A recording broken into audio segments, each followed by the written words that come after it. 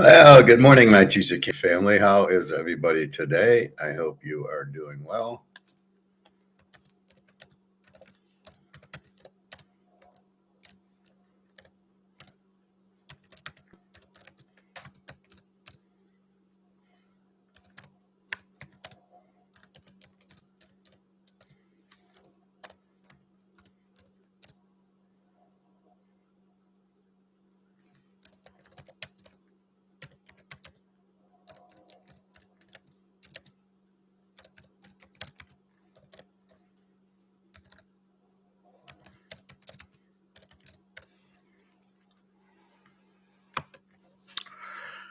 All right. So, what is going on in the world? So, Memorial Day yesterday. I got to call these clowns that are the landlords and tell them I'm getting a new fridge and I'm leaving yours out in the hallway on Friday. So, it's coming Friday sometime during the day. They'll give me a 4 hour window. This is Best Buy and it's free. They'll give me a 4 hour window and then they will give me a half-hour call before. So let's say it's 9 to 1, and then a half hour before they'll say, okay, we're on our way, just so I'm around. So if it happens during class, we'll just end class. Do it. If it's early enough, I'll start class later. If it's late enough, I'll just do class earlier, like I did yesterday. Um, All right, gold. We got 45.17 again. The bullshit. Look at this 8 o'clock drop. I love how it comes at different times. So here's an 8 o'clock drop, goes down $25, and then it comes up, and then our 10 o'clock drop only went down $15, and now it's coming back up. Silver 76.38. So we understand these are paper prices. These are option prices. Somehow it's attached to if the dollar goes up in value because the oil prices are higher and the demand for US dollars are up because they need to buy oil in dollars, even though they don't. They can buy it in yuan, they can buy it in gold. So again, but I wouldn't sell my gold for oil at this point. I'd use my phony dollars to buy it, not real gold. Because once you get rid of your gold, you can't get it back. It's too expensive. And you don't really want to trade it in. So keep an eye on that. Yesterday, okay, so we know what's happening. We know gold and silver are the only things. In my title, I put stocks and Bitcoin not good, or whatever the hell I put in it. And the reason is they're in dollars. I was watching this YouTube on Bitcoin for insurance through the Straits of Hormuz. Yeah, so they're going to pay the insurance with the Bitcoin, or the insurance is included to pay to get the boat through the Straits of Hormuz. What a stupid thing. Bitcoin's not real. So anybody stupid enough to take Bitcoin to allow you to go through the Straits of Hormuz, unless you get rid of Bitcoin. And again, let's check the bit price, because it's not a coin.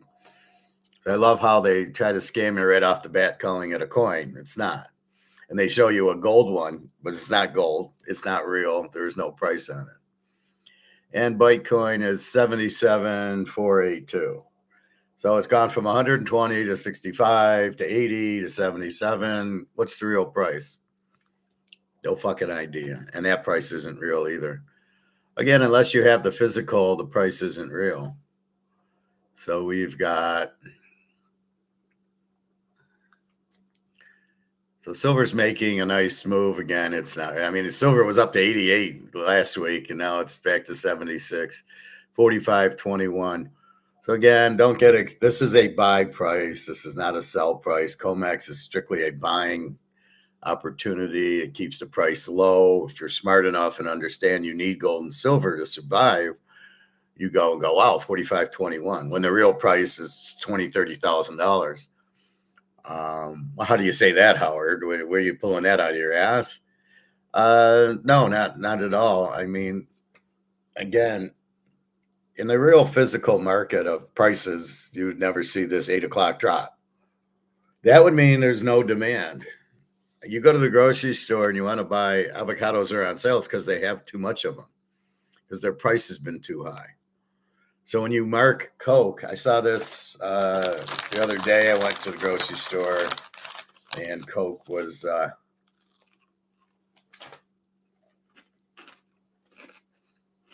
$3, 2 for $5. And again, what the grocery store is doing is they can't sell their inventory at $3.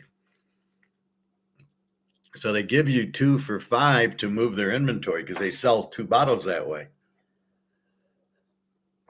But they can't sell the normal at $3, so they sell you 2 bottles for $5. Sometimes I see 4 for so much. And that's what they do. They try to they're trying to move their inventory, which they can't do because their price is too high. The price controls the inventory. It controls the consumers. We're going to buy steak at $10 an hour, at $10 a pound, but not 20. I went to my meat store, I don't know, Saturday or Sunday. I was debating about making ribs or steak for dinner for Memorial Day, and everything was on sale because they couldn't sell it. And they know people want to grill. So the steaks, the New York was down to 14 something and 13 something. The ribs were $11.99, which is what they've been. So they weren't on sale. And that's, it's at the end of the day, you have to sell it at the price that people will buy it at. There's no ifs, ands, or buts. There's nothing to do with inflation. There's nothing to do with your price. It's what will the market bear? What will the market pay for it? So you can, prices are going to go up in the summer. No, they won't. Prices will not go up in the summer because the people aren't going to pay more. The only one that can possibly go up is gas because we have to have gas no matter what. And I think that's when they call it inflexible or what's that term they use? I don't know, but that's the point. Or inelastic. That's inelastic. You're going to buy it no matter what the price is. It's a terrible word because it doesn't mean anything. It's basically oil is a good that you need for your car, so you're going to pay whatever it costs, just like gold and silver. Just like so gold, silver, and oil, it doesn't matter. Now they're trying to do it with cocoa because I keep seeing my dark chocolate at $6.50 a bar, and I'm like just waving at it, going, "Yeah, I'll eat something else. I don't need the dark chocolate bar, so I won't pay for it." So I don't think that ever moves. I see more. I see less 90 and 80 milk chocolate and more of the dark chocolate. The dark chocolate, 80 dark chocolate means there's 80% cocoa, 20% like dark chocolate, milk chocolate in it. So I see more of the regular, it just says dark chocolate, but it doesn't say 80 or 90 because they're trying to put less into it, but call it dark chocolate. You can only get the 80 and 90s or the 85. It's got to be over 80. Otherwise, you're having too much milk chocolate, too much sugar. But I noticed that they're trying to cheat and just call it dark chocolate, and it may be 60, which is no good for you, but you'll buy it because it says dark chocolate. And no, that doesn't work like that. So I'm just seeing that, but you don't need dark chocolate. You need gas in your car. You need gold and silver. Those are must-haves, but not the other. So again, the gold being it's really weird in gold because the price is being held down on an item that is a must-have. You must have gold and silver, but the price is held down. Where oil, I did see oil back down into the 430s, 440s. Somebody said, well, it's the holiday weekend. I go, maybe, but I'm not sure. A lot of the gas stations were still 480. So I'm not sure that was the case. You'll find a few gas stations that are kind of in the middle of nowhere that have cheaper prices. So we'll keep an eye on those.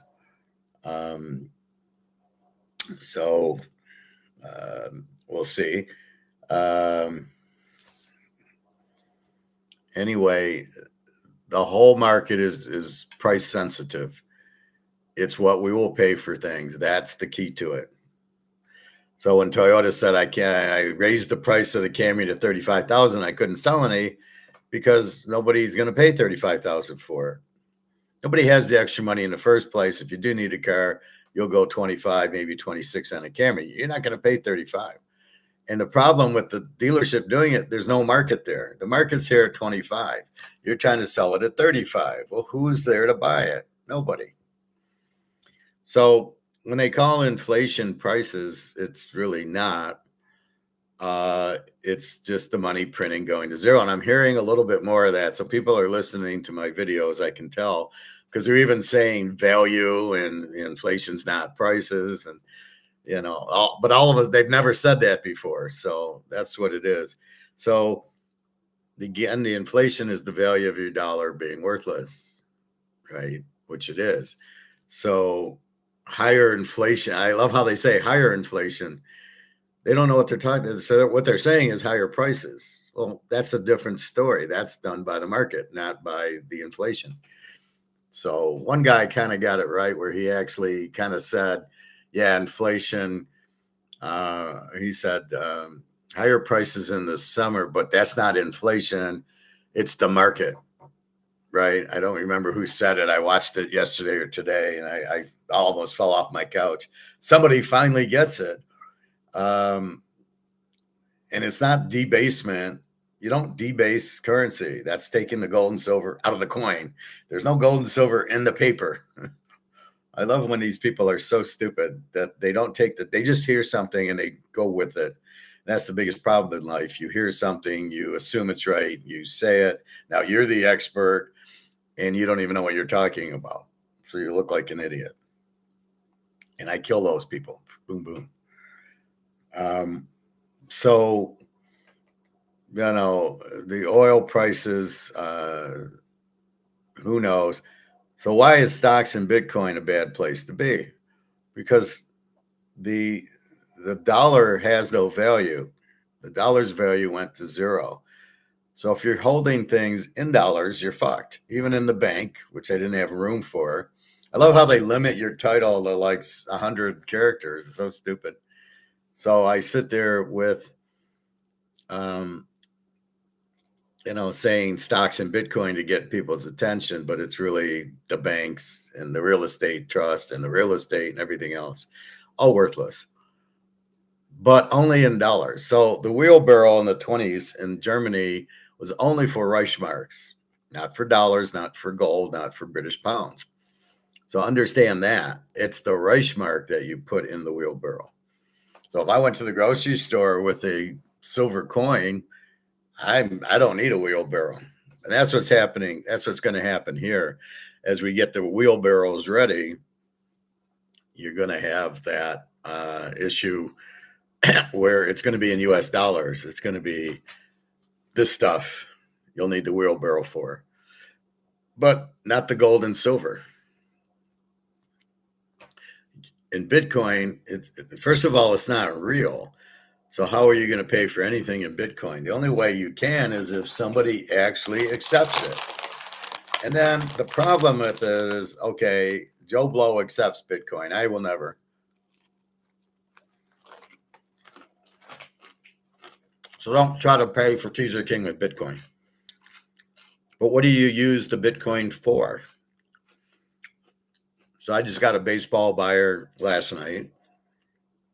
So I get the $25. I can then use it to help for rent. I can use it for groceries. But if I got Bitcoin, I couldn't use it. I would have to take the Bitcoin and sell it to get dollars. Now, if I got paid in gold and silver, I don't have to. I can just keep it. If I got a half ounce of silver for baseball or an ounce of silver for a week of football, I would just keep it. I don't need to turn it into cash. I would just leave it because it's more valuable than the cash.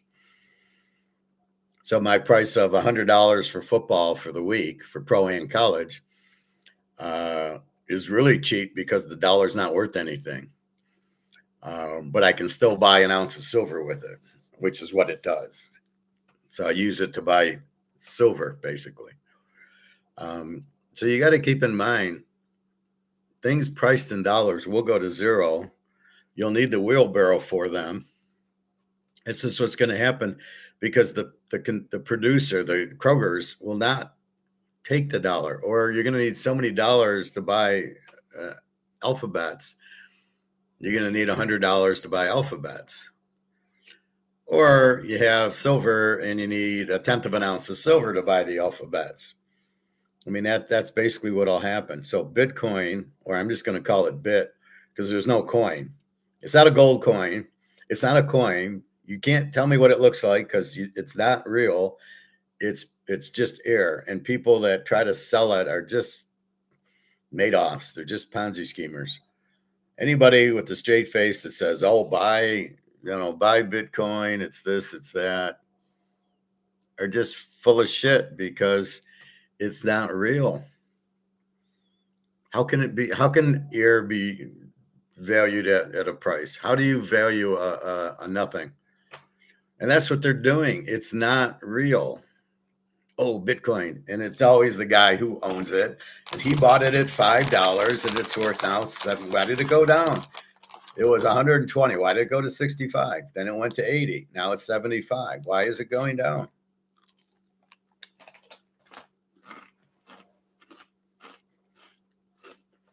Right? Why is it dropping? And that's the point of it. People are selling it. Were they selling it for oil? So it doesn't have a value because it's not real. So I can show you this pen and maybe, or this marker, maybe it's $5. But I can give you the marker, you give me the $5. What am I giving you with Bitcoin? I'm not giving you anything. I don't have anything to give you. Well, here's air. I'm going to sell you some air and you give me money for it. Yeah, but where can I find more suckers like that? Yeah. Your name's Madoff? Oh, now I understand. It's like Madoff's Ponzi scheme. I'm not investing. People are giving me money. I'm giving you 15% of what they're giving me. I think it was 1% a month. So he gets in $1 billion from Europe and he gives out 1% and he keeps the rest and he's making a fortune. But people were getting their 1% every month. So it's a weird Ponzi scheme because most of them, they're not paying you. In OneCoin with a woman, the Romanian Russian woman basically kept the money. And everybody still thinks, oh, no, it'll be okay. You know, the woman's killed by the Russian mafia. And they're like, well, it's still good. It's still OneCoin. She says it's fake. It's not. It's just made up because it's not real. I don't understand how stupid people are, how gullible they are. I'm going to sell you air. I'm going to call it Bitcoin. It's not a coin. I can't really show it to you. It has no value. It's not backed by anything. It isn't even real. And you're dumb enough to buy it. Well, you're buying it for $70,000, $75,000 you got lying around. You want to put it into air? Or you could have bought a bunch of gold and actually have the physical gold. And you can say, look, I got 5 ounces of gold or 10 ounces of gold for, $50,000. You can get 10 ounces of gold. You at least have it and you know it's going up to the moon. It has to. So I heard that the new Federal Reserve chief got voted in last week, I guess. I've seen him on Uncommon Knowledge, which is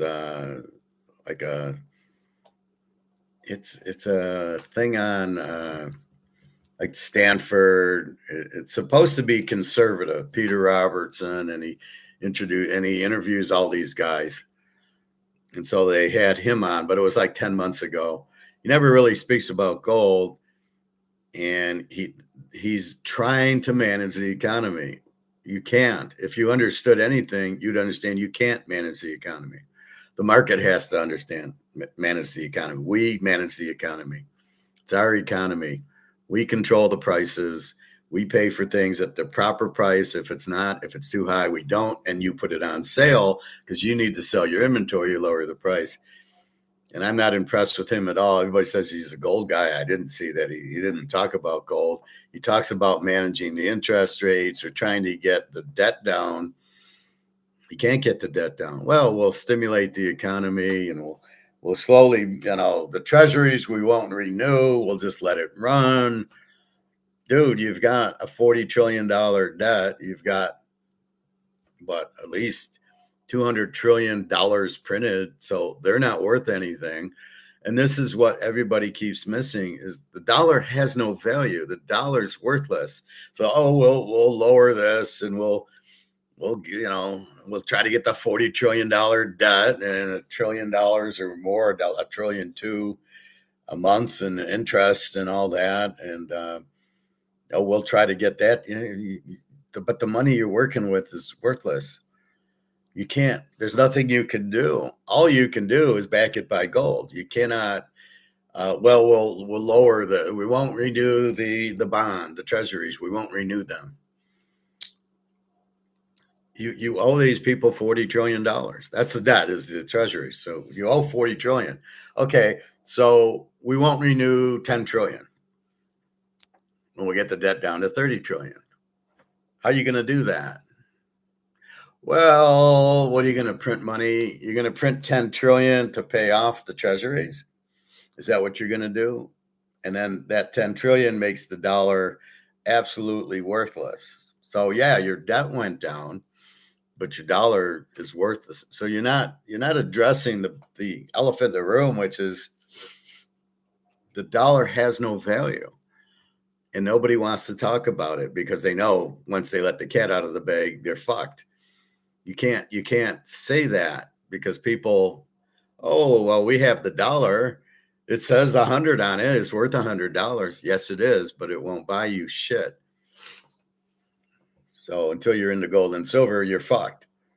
But they won't tell you that. So the stocks have to come down because the economy's crashed, because the dollar's worthless, and they're just pumping money into the stock market. The government is printing money, putting it into the 4 or 5 stocks. All the other stocks are collapsing, and you just can't keep it up, right? So the more you print, the less the value.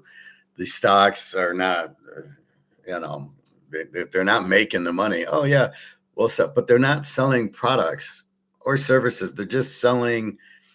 I don't know, what is Apple sell? I saw Amazon Prime. What the fuck does Amazon know about TV? They're a delivery service. Oh, I want a pair of jeans, I'll deliver it to you. That's what Amazon is. So I don't know what they know about. They're getting off their stuff. If I'm a great golfer, I start talking tennis, I don't know anything about it. I can talk football, but I can only talk. I can't talk soccer. I can't talk lacrosse. I can only talk what I know. So Amazon is a delivery service. That's all they can talk about. So again, keep in mind that we're at the end, right? It's all done. The dollar's worthless. The debt's 40 trillion. Okay, you don't renew the treasuries. You got to print all this money. And so you might not owe the treasuries, but you still, you have no doubt. You need a new currency. You have no dollars. So that's what happens. So all I can say is you go into that and you're fucked. So if you think you're going to be well with stocks, how are the stocks priced? Dollars. So if they print $10 trillion to pay off the treasuries to get the debt down from 40 to 30 trillion, then what? You think your dollar has any value at all? So your dollar has no value. So you got your money in stocks or Bitcoin, which is valued in dollars, and the value of the dollar is zero. So what is your stock or Bitcoin worth? Zero. Can Bitcoin not be priced in dollars? Well, it would if it was backed by gold or silver. That's why I asked what backs Bitcoin when I was asked many years ago at a poker game. And my friend goes, "What do you think of Bitcoin?" I said, "What's it backed by?" He said, "Nothing." I said, "Then I would not buy it. I only buy things backed by gold or silver because that's the backing is the value." So the Bitcoin has no value. I knew that way back when. So the price went up. Great. And did you make money on it? I don't know. Probably most people are probably not able to make money on things. They don't know how to gamble. They don't know how to win. They're not winners. So if I bought Bitcoin at 1,000 and it went to 10, I had to sold it. So if you bought it at 1,000 and now it's 100,000 and you're still going and you're drinking the Kool-Aid thinking, well, it's going to 1,000,000. Are you going to sell it at 1,000,000? No. Then what's the point? What's the point of holding it for 1,000,000 when the dollar is your enemy, has no value?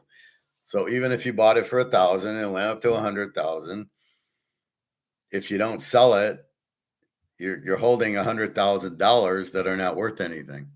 And you can see that by the grocery store, right?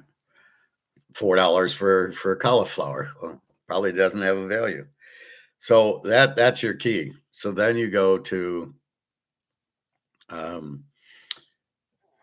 you go to let's see, where was I at? So at what point do you make your money on Bitcoin? Well, I'm not going to sell it at 100 grand. It's going to 1,000,000. Then it falls to 65,000. Are you selling? Are you holding? What are you doing with your Bitcoin at 65,000? Are you selling then? You bought it at 1,000. No, it's going to go back up to 100. Okay, give me a reason. Well, I don't really know. It's just going to go. Or Trump or Larry Fink or the other Sailor guy. Oh, yeah, that's what they're saying. Sailor, I love how he explained it. Well, it's a high frequency thing. I've never heard of money being a high or low frequency thing in my life. And I do have economic classes that have never talked about it, and finance classes that I don't know what he's talking about. The guy's delusional.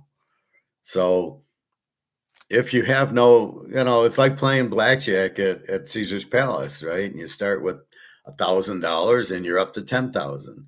Well, you only win if you leave the table with the 10,000. If you stay there and lose the 10,000 back, did you win 10 grand? No, you didn't win anything because you didn't take your profit. It's critical in betting and gambling. You take your profit. You must. That's why I talk bankroll. That's why the goal of Teaser King is to increase your bankroll. You start with 5 grand, you want to get to 7 grand. That means you've won 2 grand. If you don't take the winnings, you didn't win anything. Well, it says 10 grand now. Yeah, but you got to take the winnings. So you can't sit at the blackjack table and start with 1,000, it's up to 10 and not cash out. You didn't win anything. If you cash out, you win 10 grand. If you don't cash out, you didn't win anything because you don't have the 10 grand's there, but you're not taking it. That's why you have to be a gambler, you have to take your profit. You can keep playing. So what I would do if I play with $1,000 and I get it to 10, 7 grand goes into my pocket and I play the other 3 because I'm hot. And if I start getting on a losing streak, I leave immediately. If I get that 3,000 up to 7, I then put 5 more grand in my pocket. That's what I'm winning. And I'm still going to play the 1 or 2,000 until I get cold. And I will get cold and I will start losing. And I get up and leave and I go, hey, I made 10 grand. I made 12 grand. That's how you gamble. But yet people who are playing Bitcoin do not understand it. People who are playing stocks do not understand it. They don't get it. They don't get that they're gambling, and they don't get that they must take their profit. So I laugh at the people at Bitcoin, and everybody bought it at $100. I've never met a guy who paid more than $100 for Bitcoin. And now it's at 100 grand. And I go, did you sell it? And you're an idiot. You're too stupid to be in Bitcoin.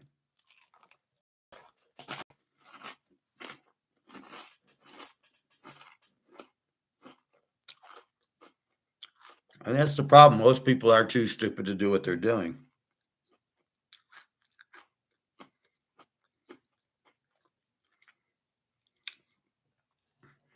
I mean, why are you in Bitcoin?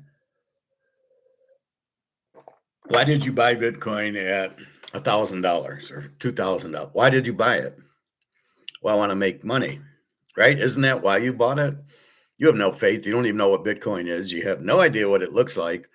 Why did you buy it? To make money. You thought it would go up, but you don't know how and you don't know why. It just started going up. And then it went up to 40 or so, and then it fell back to 20. Why didn't you sell it down? Well, it's going to go up. So you don't know why it's going to go up, but it's going to go up. It's not replacing gold and silver. It might be something to get out of the dollar. So you're getting out of the dollar and you choose Bitcoin, not gold. Okay, error number one. But you're in it to make money, correct? So at what point are you not? Or I'm just in it because I wanted to get out of the dollar, and therefore I'm out of the dollar. Whatever Bitcoin's at, it's at. What if it goes to zero? Oh, well, then I'll lose. But I think it's going to keep going up because Michael Saylor says high frequency and he's an idiot, but I'm going to listen to him because I have no idea. So you're in Bitcoin thinking you're going to make money at it. Or, I mean, you're in it to make money or you're in it to get out of the dollar. All the reasons you should be in gold is to get out of the dollar, but not Bitcoin. Bitcoin's priced in dollars. So if the dollar goes to zero, which it is, your Bitcoin is now worth what? Well, $70,000. Oh, wait, but the dollar's worthless. So your Bitcoin is not worth $1. There's no dollars it's worth. What is it worth? That's worth a Bitcoin, as Luke always tells me. Okay, what's a Bitcoin worth, or what's a bit worth? Nothing. It has no value. It's not real. And that's the problem. You have to have something. You have to have something in your hand that this is a phone, this is a golf marker. They have to have you have to have something that has a value. You got the Bobby Bow card, right? I've got the asset. What will you give it for it? So you trade the asset for money. But in the Bitcoin, there is nothing. There's no asset. There's nothing that you have. You can't see it. You can't hold it. This is what I keep stressing. So when the dollar goes out, what do you have? Well, I got a bit, and a bit's worth nothing. So you're going to be left holding nothing unless you are smart enough to profit take. Just like in stocks. So your stock's worth $50. You bought Apple, whatever it's worth, and it goes from 100 to 200.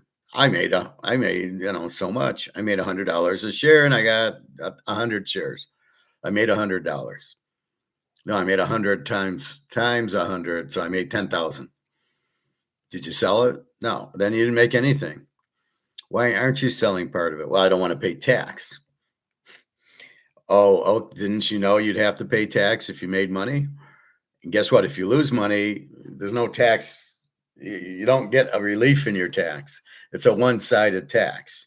You either make money and pay tax, or you lose money and you don't pay tax, but it doesn't offset tax.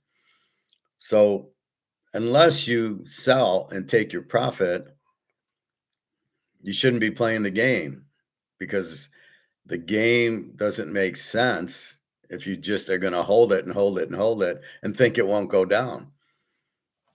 Oh, I got Apple at 100. Now it's 200. What are you going to do? I'm just going to hold it. I don't want to pay tax. Well, no, you've got to take profit. You got to sell. If you bought 100 shares, you sell 50 shares. And now you might buy another stock, or you might cash it out and buy gold with it. And that's what I keep referencing people to do. You want to play stocks, take your profit and then turn it into gold. That's okay. If you don't take your profit and turn it into gold and Rumpelstiltskin it, you're fucked. Because the dollar, we know, is going to zero if it isn't already. The Titanic will sink, and that's why I use it. The water's going in. You don't have much time. It's sinking. It's going to go under. You're going to go and you're going to drown unless you get into the lifeboat now. And the lifeboat's gold and silver. So unless you get out of your stocks and pay your tax and then take the money and buy gold and silver with it, you're going to go down to the bottom of the Atlantic. And that's why you can't be in stocks and you can't be in Bitcoin, because they're both priced in dollars. You don't think there's going to be a heavy recession, depression with all the money printing that they're doing for the war and these stocks? They print money for the stocks. They print money every month just to pay the Social Security and the government and the interest on the debt. All that is money printing. But so you just think they can just keep printing money and nothing will happen? Wow. Okay. Well, good luck there. Anyway, that's why you cannot, you have to at some point take profit, right? We do it every Sunday in football. We bet on Saturday's games, we bet on Sunday's games. And fortunately, the weekend's Monday night, and then we are forced to take profits, or we're forced to then exchange our bankroll. So we're at $5,000. We made $2,000 on the weekend. Now we have $7,000 in our bankroll. Okay, reset. And now here we go. Next week we bet a little bit more. We got more in our bankroll. And the only reason we quit a winner is because of weekends. And then okay, there's no more betting. These people that bet on slot machines or this bet MGM, they're total idiots. This live betting is terrible because you're going to keep betting it, right? In other words, when I bet the game, I bet the game. That's it. I made one bet on the game, and I'm either going to win it or lose it, and I go from there. These people that do the live betting, they're betting what 4 or 5 times. Oh, player props and all this, so they're making 5 bets, and as the game goes on, they're making more bets. So you're making 10 bets in a game. Good luck if you win 3 of them, right? So be very careful with this live betting. It's not what it appears to be. So with that, you're only going to be a winner and make money if you take your profit. And if you don't take your profit, Bitcoin can go to 1 million. If you're not going to sell it, it's worthless. It's not real money. It's just it's in your account, but you're not taking it, and it doesn't do you any good because the money's worthless. The gold and the silver are where the value's at. So when this stays low, 45, 10, 70, it's just a gift. It's like, wow, I can get gold for 45, 10. That's worth $30,000, $40,000 an ounce. In the physical world, this is paper. So it's 2 different worlds. All right. Let's go through our baseball yesterday. Had a good day, made 5 units. Happy times.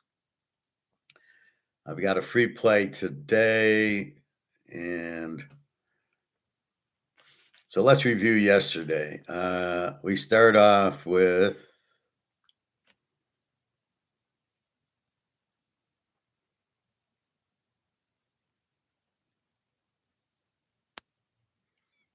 we start off with Tampa Bay minus 116. Loses the Baltimore 9-7 in the 13th inning, and they have a 7-5 lead. They scored 2 runs in the top of the 13th. So I'm figuring, it's a winner. And Baltimore scores 4 runs in the bottom of the 13th. You've got to be kidding. And Baltimore wins 9-7. Like, it's just the relievers that come in the extra innings are pigs. They're minor leaguers, and they give up the 4 runs. So that was a loser. We have Pitt betting on the Cubs losing. They've lost 9 straight. We win with Pitt 2-1. Our free play, Milwaukee. That was our 3-unit play. They win 5-1 with that Mizorowski, who's dynamite, great pitcher. We have KC under 9, and it's the Yankees win 4-3. So we won. We got the JETSs over 7.5 and 7-2 Reds.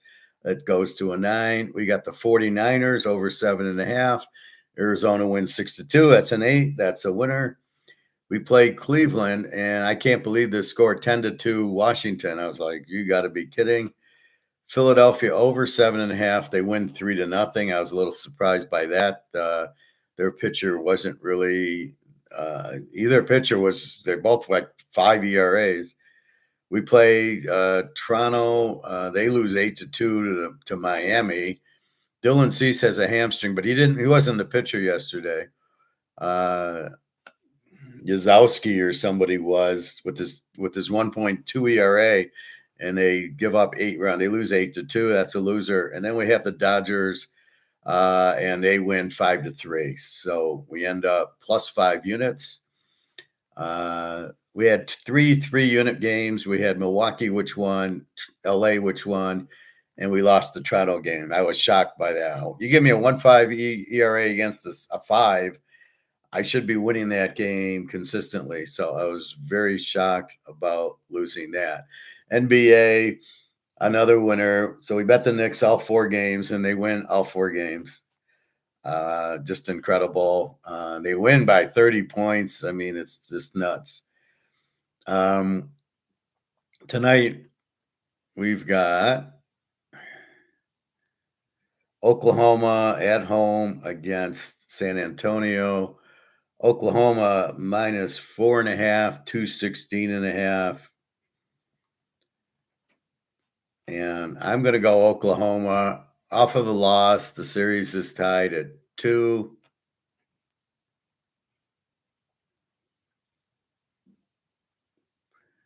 Let's see. Yeah, so the series is tied at 2. Oklahoma at home in a must-win game now, because if they lose, they go down 3-2, go to San Antonio, and the way San Antonio played them the last game, they could lose the series. I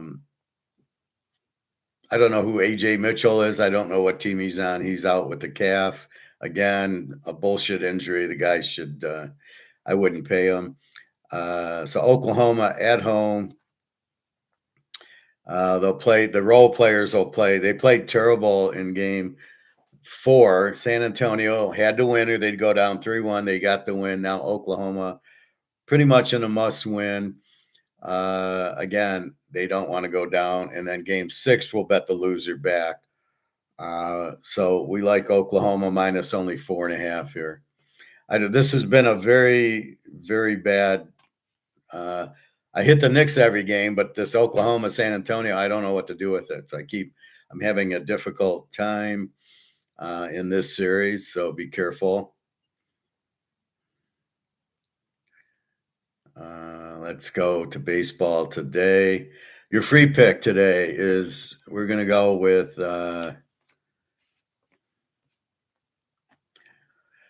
well, there's 2. I'm going to give you 2 because I want my people to make money. So the first game, this isn't my pick. I'll get you to my picks when I get to them. Cleveland minus 137.5. Cavalier 391 against Cantillo 305. I heard one of the Cleveland bullpen guys who's pretty good is on the IR. I don't know why they changed it to IL. Why do they keep changing these things? I'm watching the 84 Bear Redskin playoff game, and the winner goes to the Niners, who loses, and the Niners win the Super Bowl. They don't say line to gain. I mean, it's just, you got the first down. Why do they feel they need to change everything? It's a very, very bad thing they're doing, changing name. Like, you're on the IR, now you're on the IL. Now you're on the injured list, not the injured reserve. Why are you changing it? Well, you know what the injured reserve was. It's just to fuck with people. They like doing these change things. It's really bad. It's really socialist. Anyway, so Cleveland minus 137.5. I'm just gonna leave this game alone. Tampa Bay, Baltimore. Jacks 142 against Shane Baz 489, but Jacks is a reliever, so I'm leaving this game alone. I kind of like Tampa just because I think they're the better team and they'll hit Shane Baz with the 489, but I can't trust the pitcher who's a reliever. So I like TB, but no play. All right, then it gets us to, now here's your first play, Pittsburgh and the Cubs. The Cubs are on a 9-game losing streak. We are taking Pitt, and I also like the matchup. Pitt 128.8.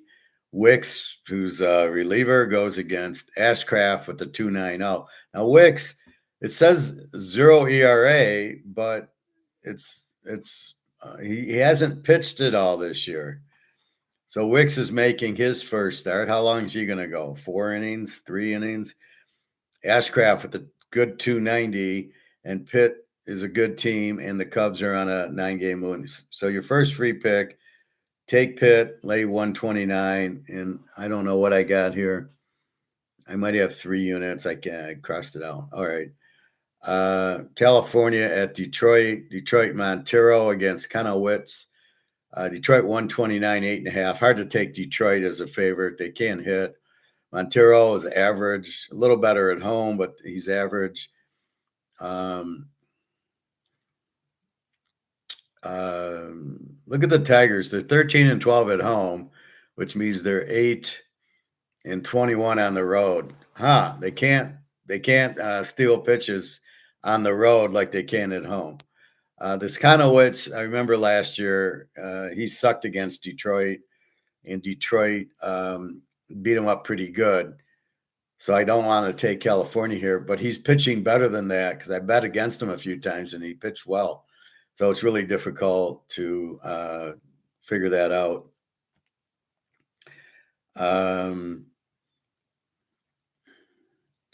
So you have. I'm going to leave this alone because I don't know. It's an over bet because Konowitz is a 4.58. Montero is basically a 4 pitcher, but I can't.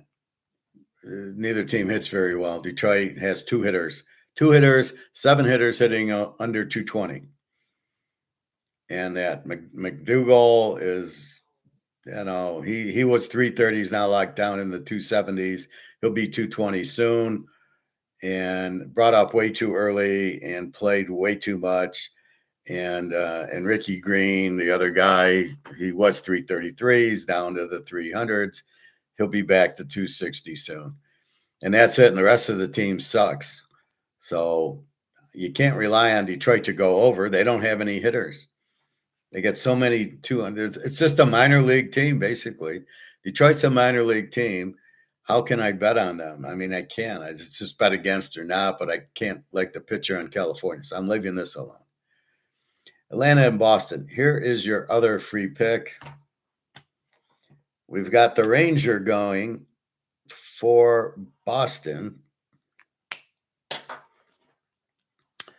And for Atlanta, we got Steve Strider, not Steve Schittler. He's on the Yankees. Steve Strider with a 3 ERA. Boston's 105, 8.5. So we're going to go under 8.5. Ranger Suarez and Steve Strider, both very good pitchers. Boston doesn't hit a lot. Atlanta's been having trouble getting scoring runs. They're not hitting like they were. And it's at Fenway, but Rangers been pitching well there. So we're going Ranger Suarez. I thought about taking the Ranger, but Strider has a legitimate 3-0, and Atlanta's a pretty good team. So I'm going to go banking more on the under than on the Ranger. And I hope the Ranger doesn't, win, 7-4. I hope he wins 2-1. So free picks. Take Pitt. Take Boston under with the Ranger. All right, those are your free picks. Go enjoy. Miami at Toronto. Toronto 138, 7.5. Alcantara, who's very inconsistent, 4.17 against Fisher, who does not have a 0 ERA. He's either a bullpen or a new guy. Cincinnati and the JETSs. Cincinnati minus 112-7. Burns with the 183 goes against TBD for the Mets. All right. Minnesota and the White Sox. Minnesota 110, 7.5. Joe Ryan, very good pitcher for Minnesota, 305 against Burke with the 5.31. I don't know. I'm tempted to go with Minnie here, but I don't know. And the White Sox have been playing well. The White Sox are 27-26. Minnie's 26-28. So, on the radio, the worst division in baseball. Well, the White Sox have been playing well. Minnesota can play well. Cleveland's been playing very well. So I'm missing something here that they don't like the White Sox. They got the best hitter in the league.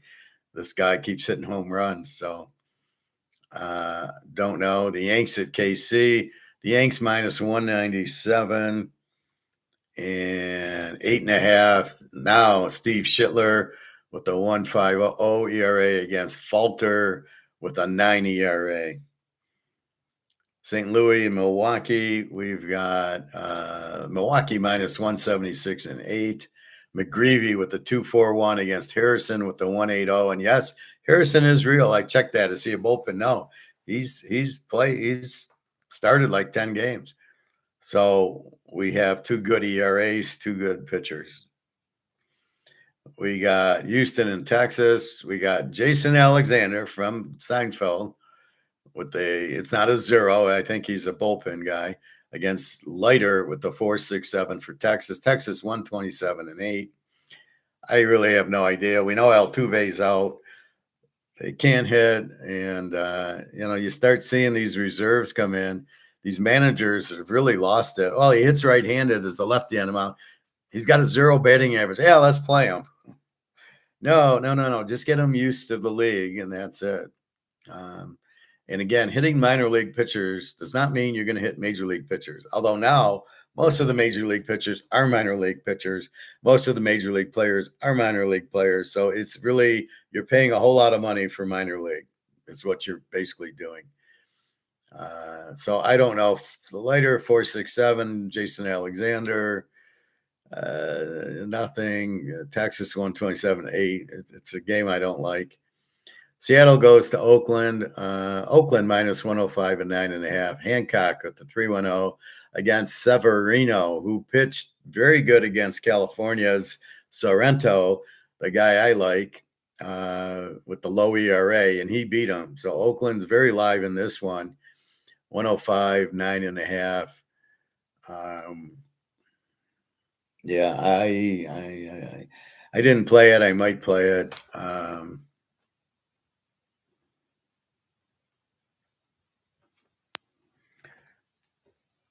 But this should be a good game.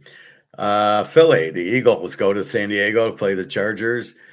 San Diego 108-8. We got Aaron Nola with the 6.12 ERA against Vasquez with the 3. Little edge to San Diego and the pitching. I don't know. Being Vasquez a righty, Schwarber and Harper should have a better day. So I just don't Nola. I mean, I don't know what's going on with him. Arizona against the 49ers. The 49ers 106-8. Rodriguez for Arizona 2.25 against Mao with the 6.18.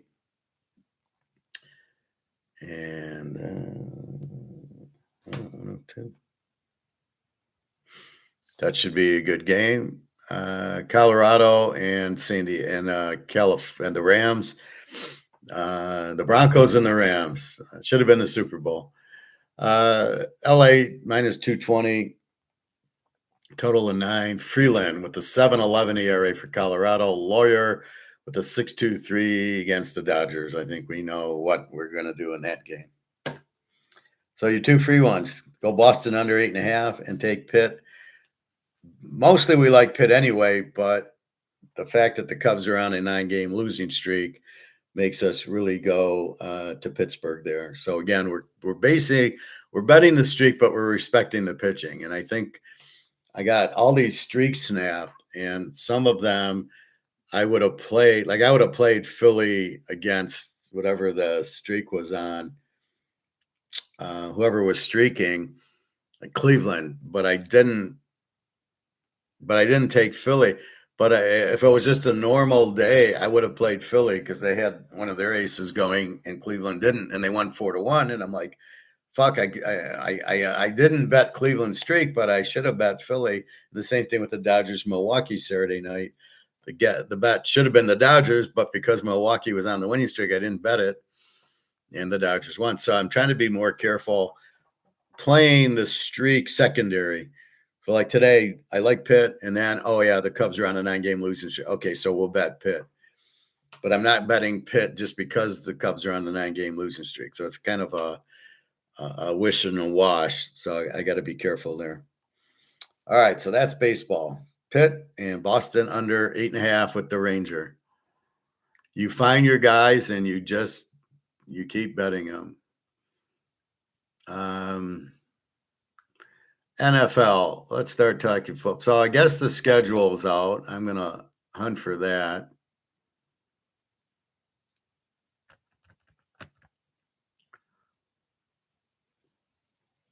Ty Simpson is unfazed by the backlash from Rams drafting him number one. What do you? He's probably just like he can't believe he actually got drafted. He shouldn't have been drafted. He's not a very good quarterback. If you can't win at Alabama with that coach, you're not winning. You're not a very good quarterback. So I don't know what the Rams are doing. You have Stenson Benson, who was at Georgia, who won 2 national titles. So what are you looking for this guy?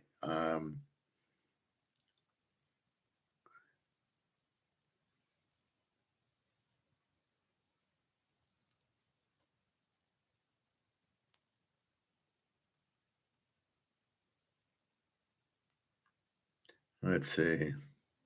Roger Goodell pushes for an 18-game season. Yeah, these players cannot play 18 games.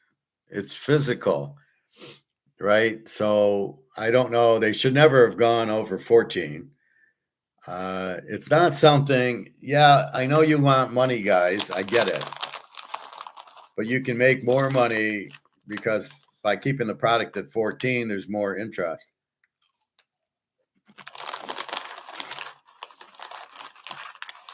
I don't really understand how they make money by having a game in Australia or Brazil or Germany. These are soccer countries. Or at least Brazil, London, Spain, and Brazil are. How do you make money on those? I assume it's the TV deal, but people aren't getting up at 9 o'clock in the morning to watch a game in London or Germany or Spain. God knows when the Australia game is or the Brazilian game is. So people, you have enough. You're oversaturating the market with it. It's too much. So I don't know what the hell they're doing. It's not, they're making $1 and losing 10. Stafford gets a $55 million extension for 2027. This is 2026. So what, they're going to just have Ty Simpson watch for 2 years and think he's going to be any good? But again, why did you take him in the first round? You didn't need to. He wasn't being drafted. All right, where are these schedules?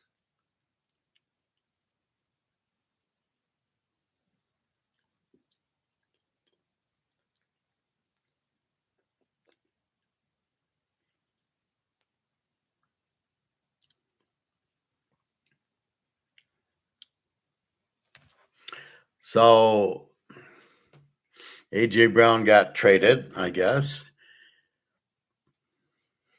A.J. Brown trade is worth an overpay. Why the Patriots can afford to overpay for A.J. Brown. So is he going to New England? Did they make the trade?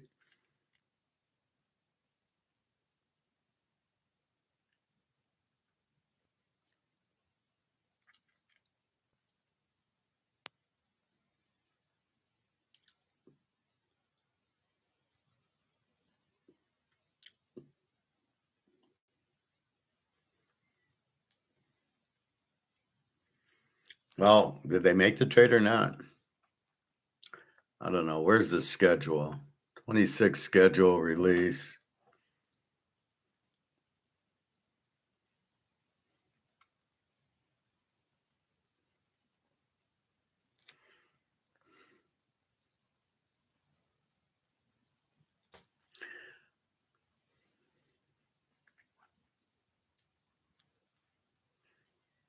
I don't get it. Did they release the schedule or not?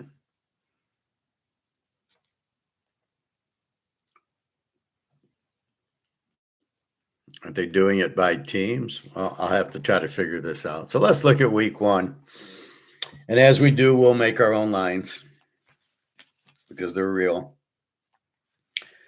So week 1 in the NFL, New England at Seattle. My line, Seattle -3.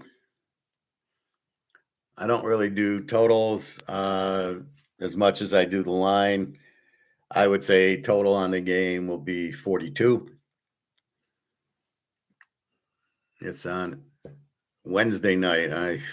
Christ. Thursday, the Niners at the Rams on Netflix. I got the Rams -4. in what should be a pretty high scoring game there. Tampa Bay now we go to Sunday. Tampa Bay at Cincinnati. Joe Burrow against that. I like Cincy by 3, and I think this is an over game until I see otherwise. Cincinnati, Joe Burrow, Chase have a running back. That's see these draft pieces.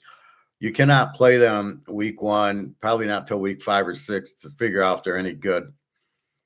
A lot of injuries, so be careful. I heard the Lions are starting to listen to me. Actually, they don't have these practices that don't work, and they're going to play their guys in the preseason games, which I've been saying since they started these stupid practices. So look for Cincy Tampa to be a high-scoring game. The Baker against Joe Burrow. New Orleans goes to Detroit. Detroit, no defense. New Orleans, I don't know. We got to see how good this quarterback is. New Orleans, I don't think they're as bad as we think, and we like their coach. I'm going to say Detroit's going to be -6. Maybe an over. Again, Detroit with no defense and a good offense, and their safeties are going to be out for a while. Detroit, if they come back at all. One guy had an Achilles. Well, even Achilles couldn't come back from an Achilles. So probably an over in that game. The JETSs go to Tennessee in the battle of losers play. My guess is Tennessee will be a 3-point favorite. The Jets stink. Tennessee stinks. Robert Saleh's not a good coach. He's proven that at the Jets. I love the job he takes. Well, I'll coach the Jets, and now I'm coaching the other worst team, Tennessee. So quite a thing. Tennessee can't be favored in the game. Probably an under. I don't know. Again, it's a little ways out. Baltimore goes to Indiana. Indiana, who's their quarterback? Daniel Jones, basically running their running back Taylor. Baltimore, I have no idea. A new coach. You've got Lamar, who stinks. You've got Derrick Henry. Again, this is the problem. We don't know. You've got a new coach. You got to throw out all the stats.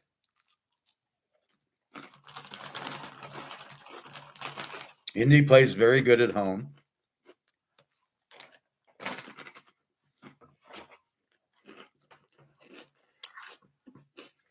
So it's probably a wait and see, maybe an over game. Let's get the totals. Atlanta goes to Pittsburgh. Is Penix the quarterback or not? If it's Tag, no chance. Pitt, we got to see their quarterback, if it's Aaron Rodgers or not.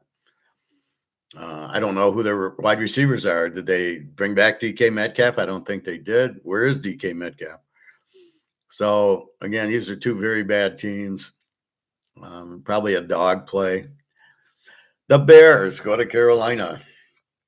You got Caleb against Steve Young. Bears, big edge in coaching. I didn't give you a line. Give me a Pitt 3 over Atlanta. This game, the Bears should be 3 over Carolina. If the Bears are the dog, I'd jump all over them, but they probably won't be. So let's say the Bears 3 over Carolina, and I would take close game. I would, I don't know. Again, they're so inconsistent. Maybe we go over because it's the Bears, but again, they added some defense, so we really want to see the Bears 3 or 4 weeks. Cleveland goes to Jacksonville. Cleveland stinks. Who's their quarterback? I assume Deshaun Watson. It ain't going to be Prime Jr. against Jacksonville. They're not very good. Probably an under game. I'm going to go with Jacksonville laying 3 here. Buffalo goes to Houston, and Houston with the solid defense. CJ Stroud sucks. Buffalo needs defense. Buffalo with Josh Allen, very strong. My guess is Buffalo laying 3, and then I would like Houston as the home dog. And then I can't see them making Buffalo a road dog. I just can't see that. Probably an under game because Houston's killer defense is going to just shut down Buffalo. The defense is there. It's going to hold. Miami goes to Oakland. Miami's got nothing. Oakland's maybe with Mendoza. Maybe Oakland's a 3-point favorite here. You got that Willis guy from Green Bay who, under that system, he looked okay in the playoffs, but with this guy, I'm not jumping on Willis. Oakland, Mendoza. Cousins should be starting the first 4 or 5 weeks and then let Mendoza work its way in, but we'll see what happens.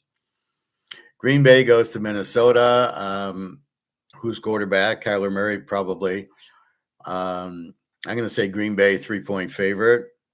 You got Micah Parsons back, I assume. Again, we got to see. Jordan Love, Minnesota, strong defense. And Minnesota, again, it's all up to who's the quarterback. If it's Murray, then I'm going to go with the live dog, but I think Green Bay is the play here. Green Bay laying 3 with Micah Parsons. We'll see. Washington goes to Philly. Is Jalen Daniels back? Who's Philly's quarterback? Did they trade A.J. Brown? I got Philly -4 here. Probably low scoring. Well, we'll see if Daniels is playing. If Daniels is playing, it could be high scoring because Washington doesn't have a defense. But I hate going over against Philly. I hate betting against Philly with all my Georgia players on it. I think the Philly play. Arizona goes to San Diego. Arizona, San Diego's got to be a 6-point favorite here. Again, Herbert's okay. Harbaugh's terrible. Arizona, I don't know. Who do they even have? Yeah, you got to go San Diego here. They should win it big, lay in 6, 7 points. Dallas goes to the Giants just because it's Harbaugh's first game. Sorry, I'm not a Harbaugh fan. He didn't do anything at Baltimore. I think he won the Super Bowl with Ed Reed and Marvin Lewis or Ray Lewis, but he didn't do shit with Lamar. They're blaming him. No, it's Lamar. Lamar sucks. So Dallas at New York. Dallas has to be favored in this game by 4 to 6 points. Giants, you got Scadaboo back, I hope. I'm not a big Dart fan. He runs too much. He's just a running quarterback. We all know what happens with them. They don't do shit. He'll probably get concussioned. Is their defense better? Maybe. I like Dallas as a home dog here, or the Giants as a home dog here. Dallas, the road favorite with Dak Prescott and his 2 interceptions. They do have the receivers. I believe whatchamacallit's back. The other receiver, besides CD Lamb. Sorry, I'm kind of in the baseball right now, so forgive me on the what's the guy's name? He was on Pittsburgh and now he's there. I can't think of it. Anyway, we know we're going to get 2 picks from Dak Prescott. Dart might score. Scadaboo is our ace in a hole. And so I like the Giants as a home dog here. They should be getting 4 to 6 points. And that's the Sunday night game. And then the Monday night game, Denver goes to KC. KC -3. I love the dog in this game. Denver is better than KC at this point. Mahomes is Mahomes. He's the best. Joe Burrow is right up there, 1A. But Bo Nix is a lot better than people want to give him credit for. I don't know why they're so hard on him. All he did was get him to the championship game by himself. Denver matches up well with Kansas City. They're a very live dog. So KC -3. I like Denver in 9 right off the bat. And that is week 1 schedule. I was looking more. Well, I guess we can go in. So let's go. Let's pick Oakland because I know all my Oakland fans want it. And let me see the Oakland schedule.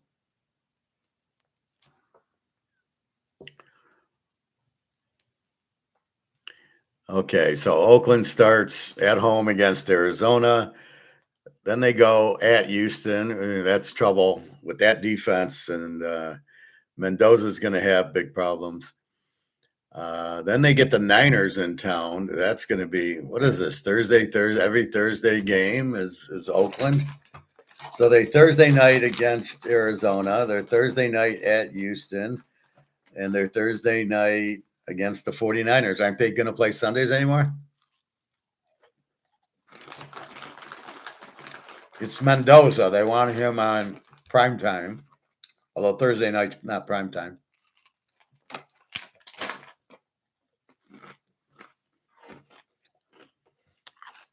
So they're going to struggle against the 49ers defense. They're going to struggle against Houston's defense. Finally, a Sunday game. Miami comes into town. That could be a win for Oakland. I hate Miami's coach. The quarterback, Willis, is not very good. They have no defense. They got Acme, the running back's about it. Oakland brought in some defense. I don't know if Max Crosby's playing. He hurt the knee, and Baltimore couldn't sign him. I don't think his knee got any better, so we'll see if he's even playing. So I think that's winnable. And then you go to San Diego. That's going to be a problem with that defense. See, all these really good defensive teams are going to eat up Mendoza. He's not ready for it. Yeah, his offensive line's not that good. He does have a good running back. He does have Brock Bowers. And that's about it. So I don't know what the receivers they added. And that's what we'll have to see in the box scores. But they're going to be in trouble at San Diego. Then they go to New Orleans. They were pretty good last year. I don't know. I'm not a big who was their quarterback? Tyler Shaw. I'm not sold on him. Their defense, they do have Olave and Kamara still, so we'll see. Then they host KC. There's a loser. Mahomes, will be all over them. I think it'll be a good game, but I don't know that they can beat Mahomes. It's funny. It says KC 6-11. In what world is KC 6-11?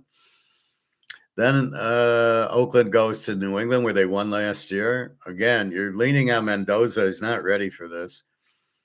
Oakland at New England, that's a loss. They're going to lose to KC. They're going to lose to New England. And then they get to Buffalo at home. That's another loss. Josh Allen will eat them alive.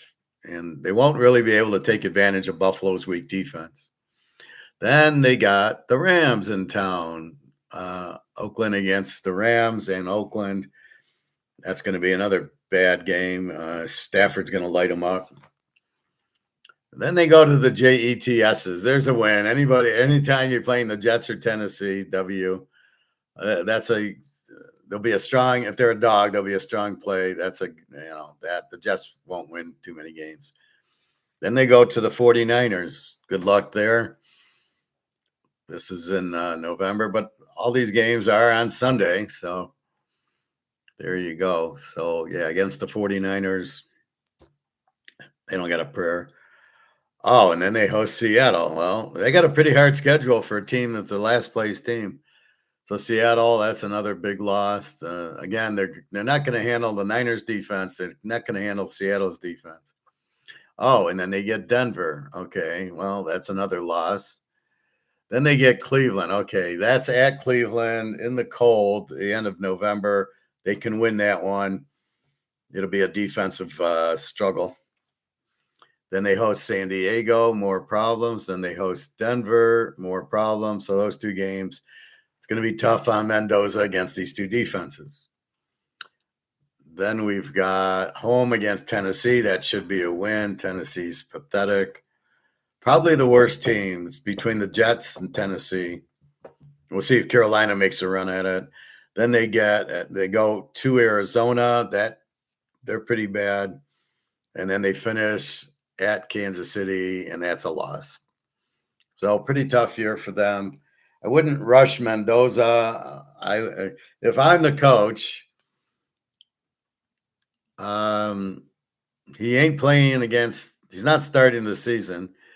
Then at Houston, he ain't playing against them. They play the Niners twice. Or is this preseason? Oh, this is preseason. Oh, my mistake.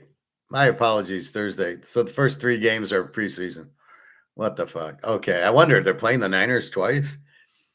Okay. So their first game is against Miami. Okay. All right. Let me redo this. Week 1 against Miami is at Oakland. Oakland can start with the win there. Then they go to San Diego and then New Orleans. We'll see. And then they're home to KC, and then at New England, home to Buffalo, home to the Rams. Those 4 are going to be a nightmare. KC, New England, Buffalo, and the Rams. So that's now November 1st is then I would play Mendoza at the JETSs. Then they get the Niners and Seattle. What a schedule. Then they're at Denver. Then they get a break with Cleveland. And then they host San Diego. They host Denver. They host Tennessee, Arizona. Okay, this is regular season. And then they are at Kansas City. So I see them. They can beat Oakland. They can beat Tennessee. And they can beat Cleveland and the JETSs. So there's 4 wins for Oakland. Sorry about that. It just shows you the Thursday games. I'm going, what the fuck? They don't have a chance against Houston tonight. But then I see the Niners again, and I know they're in the NFC, AFC. So I didn't think that would be possible. All right. Any other teams that you guys want besides the silver and black? Let's look at KC's schedule.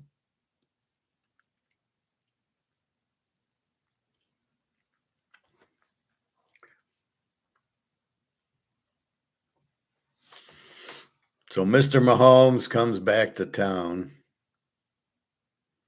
And let's not look at the preseason. So regular season, they open up against Denver on the Monday night, which we talked about. Then they got Indy at home. That should be a win. And then at Miami, that's a win. Then they go at Oakland.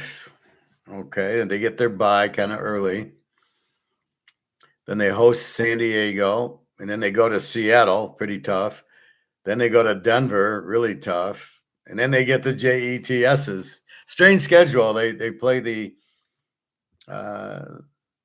NFC West, but then they're playing the JETSs. Yeah, really, this is such a strange schedule. So how can you play? Does this make sense? You're playing Seattle, and then you play the JETSs, then you play Atlanta. Well, Seattle and Atlanta are not in the same division. Seattle and Arizona are, and the Niners and the Rams. Okay, so they do have the NFC West. So, all right, so KC, they're at home to the JETSs. They go to Atlanta. We'll see if Penix is playing. Then they're home to Arizona, easy win. Then they go to Buffalo, little revenge there. Then they're at the Rams, which should be a beauty of a game. And then they go to Cincinnati and get Joe Burrow.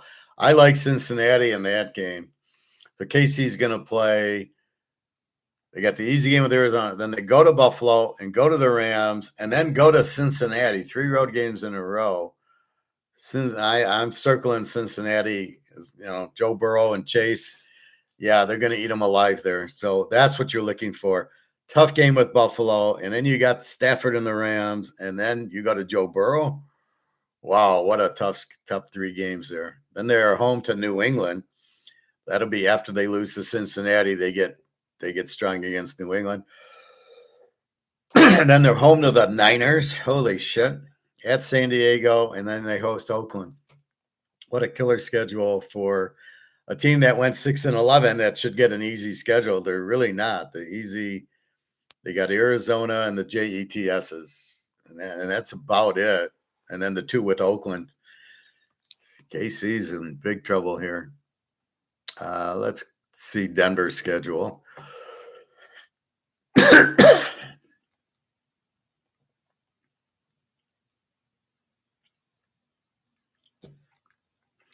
And let's make sure we don't look at the preseason.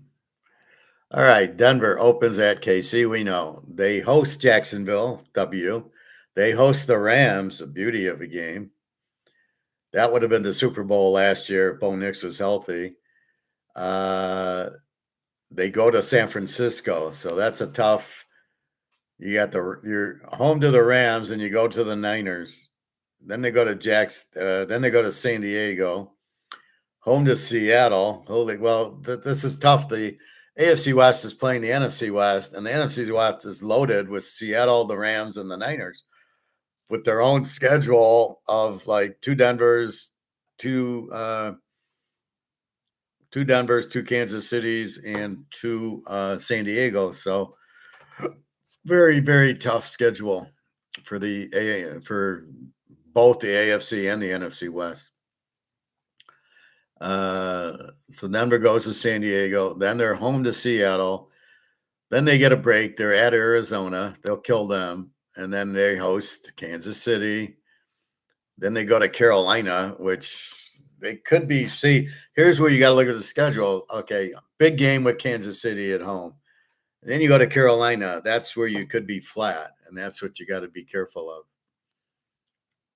Then the bye. Then they host Oakland. Then they go to Pitt, who, if this was the 70s, would be big problems, but now it's not. And then they host Miami. So really easy schedule. Oakland, Pitt, Miami, and then the JETSs. And then Oakland again. So a nice 5-game stretch for Denver to get healthy. Then they're home to Buffalo in the championship game rematch. And then they go to New England, and then they finish home against San Diego. Interesting. So I want to see my Lions. I need to laugh at them. Let's go to Green Bay. Let's look at Green Bay, then we'll go to Detroit. If there's any team you want to see, let me know. Just chat it.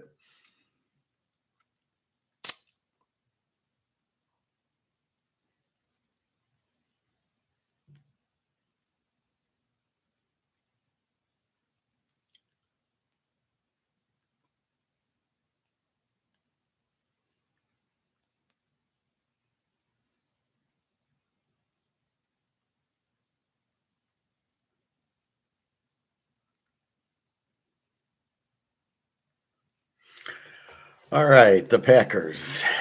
Lombardi, is he still there? All right, forget their preseason and regular season. They open at Minnesota. We got to see what Minnesota's all about. We got to see what Green Bay's all about. Jordan Love is not very good. Then they go to the JETSs, and then they host Atlanta. Then they're at Tampa, and then see how easy this is versus the NFC, where they got to play the Niners and Seattle and the Rams and Kansas City and Denver and San Diego. So they go to Tampa. Then they host the Bears. Then they host Dallas, right? Then they host Carolina. Then they go to New England, home to Minnesota, go to the Rams. Then they at New Orleans. They host Buffalo, host Miami, host Houston, and then finish at home against Detroit. Do you like freezing weather in January? They're a bunch of pussies anyway. So overall, what they got: Miami easy, New Orleans not sure, Minnesota we're not sure, Carolina pretty weak, Green Bay, Tampa Bay, yeah, pretty tough. Atlanta and the JETSs, decent year for them. Let's go to Detroit. Let's see if we can find 5 wins with them.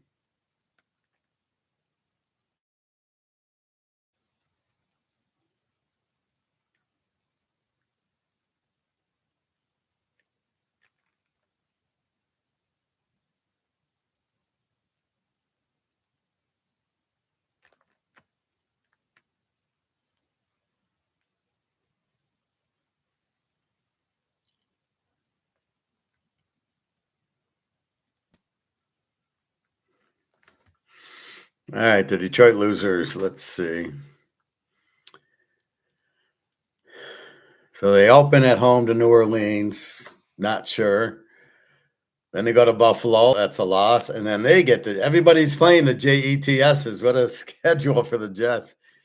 So they'll lose at Buffalo. They should probably beat the Jets, who are terrible. They go to Carolina. Pretty easy. At Arizona. Pretty easy schedule so far. Then they host Green Bay, Minnesota. They go to Miami. Very easy schedule. Then they're at home to New England. That'll be a toughie. Tampa will be a toughie. The Bears. Atlanta, pretty weak. Tennessee, pretty weak. Minnesota, at Minnesota, they lose. The Giants, don't know. The Bears, and finish at Green Bay. So let's count this team. So New Orleans maybe 1-0, 1-1 with Buffalo. Excuse me. 2-1 against the JETSs. At Carolina, probably a loss. That's 2-2. Arizona, probably a win. 3-2. Green Bay, 3-3. Mini 3-4. Miami 4-4. New England 4-5. Tampa 4-6. The Bears 4-7. Atlanta, it depends on Penix. Let's say 5-7. Tennessee 6-7. Lose at Mini 6-8. Lose to the Giants 6-9. Lose to the Bears 6-10, and lose to Green Bay 6-11. So let's call it 7-10. Maybe they sneak a win in somewhere. Again, you're looking at a team without a defense. Their secondary is terrible, so any good quarterback's going to eat them alive.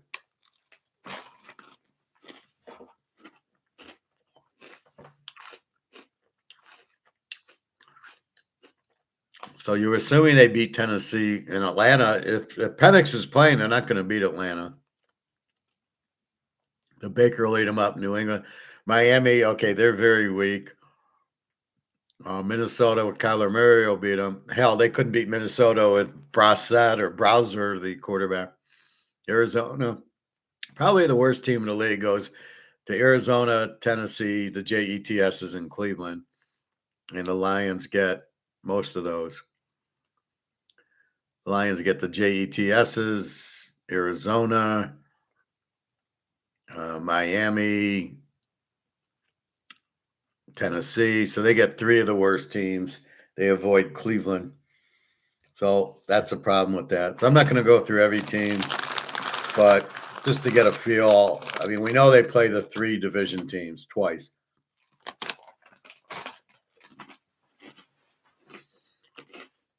So that's 6 of your games, but now we play 17 games, so there's 11 others. And you can see the difference. We looked at Oakland. Forget about it. They got no chance. They might win 3 games. I mean, look at the schedule they got. KC twice, Denver twice, San Diego twice, the NFC West. You got to play Seattle, the Niners, and the Rams. I mean, and Kansas City. Oh, I think I already called it that. So 6, they got 9 losses before they even start. And then they still had Buffalo and these other teams in there. So very, very difficult. So keep that in mind. We don't know. Let's go to the schedule. Let's go to the standings. So let's break it down by team here. Starting the AFC, you got New England, Buffalo, Miami, and the Jets. The Jets, the worst team in the league. New England should be good. They're not that good. Drake May is not all that, so don't get all carried away. Buffalo with a new coach.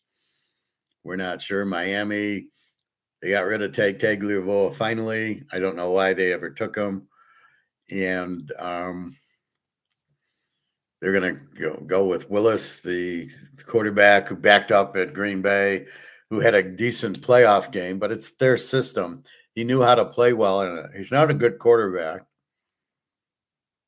I don't like Miami's coach at all. He was a towel boy for the Niners. He's not a good coach. I don't, he runs Acme, but oh, he's a good offense coach. Well, I didn't see a good offense out of Miami. So they will struggle. I'm not sure how good their defense is. Keep in mind, the draft's not going to help too many of these teams. It was the worst draft I've ever seen in all my years. There was virtually no real good players out of it. I mean, Mendoza goes number 1 is not really that good. The running back. You watch at Arizona, I bet he doesn't have a 100-yard game. He won't do anything there. Not going to get 1,000 yards. Not going to get 100 yards.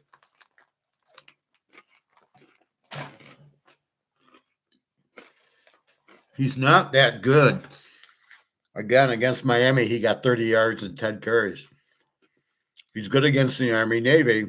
So if the Army Navy join the NFL, he'll have some good games. What do you think he's going to do against Seattle? He'll be lucky to get 20 yards. The Niners, the Rams, this guy's not going to get 50 yards in 6 games right there. So you got to keep that in mind. So it's not the draft really is not going to help anybody. Oakland with Mendoza, sorry, not going to do any good. And he's not that good. I don't know what people are seeing in him. He threw the interception against Penn State to fall behind, and then he got a miracle touchdown at the end of that game. They shouldn't have beat Penn State. And they had Penn State went to their backup quarterback, they would have beat him. Got lucky against Ohio State, got a whopping 13 points on them. I think Carson Beck, the Miami quarterback's better than him. Just a weak year in quarterback. They're going to more of these running quarterbacks who stink because these coaches are just in over their heads in all sports. The coaching's terrible. Too much analytics. Oh, we got to do this. Oh, we got to go on 4th and 1. Yeah. Okay. Oh, you lost your job because you went for 4th and didn't make it and lost the game. Oh, okay. Let's see. Pittsburgh won at 10-7. I don't know. But Aaron Rodgers, decent. I don't know. You lost DK Metcalf. You got a new coach. McCarthy stinks. I don't know what Pitt's doing. They need Chuck Noll back, right? So I'm not sure. They're Baltimore. They're going to be terrible. New coach. And Lamar's just terrible. Cincinnati. I think Cincinnati wins the division. You got Burrow. You got Chase. Looks like you added some defense. You got rid of Hendrickson, but you brought in some fresh defense. You probably want to play. Hendrickson didn't want to play. And then Cleveland sucks. I don't know what they got. They got a mess on their hands. I think they got a new coach. I mean, it's just terrible. AFC West, this is the best division in football. Denver, they'll win it again. KC will be much better than 6-11. San Diego, they terrible coaching, and Herbert's not all that. He chokes in the big ones. And Oakland, they'll be lucky to win 3 again. Maybe they get 4 wins because of the Jets and Tennessee and that. And that's all. They're the sacrificial lamb. So you want to watch the Oakland, go watch the 80 and the 82, the 83 Super Bowl against Washington. That's your only hope. So Oakland will be, they'll be better, but they're just too many players away and they're too strong of a division. So look for Denver, KC to battle it out here. And then the South, the worst division, Jacksonville, Houston, Indy, Tennessee. I don't know, Jacksonville. Houston, great defense, no quarterback, terrible coach. Indy, I don't know, Daniel Jones. Tennessee, 3-14. They'll be happy with that. Terrible team. Saleh, what did he show you? He coached the Jets. They sucked. So what's he going to do at Tennessee? Jacksonville, I think Houston wins the division. So the division will be Houston, the Denver, KC, Cincinnati, and I would say New England and Buffalo will fight it out. In the NFC, we got Carolina, Tampa. They're trying to say Carolina won the division. They went 8-9, and they tied Tampa and Atlanta, and they're trying to say how good they are. I think Tampa wins the division.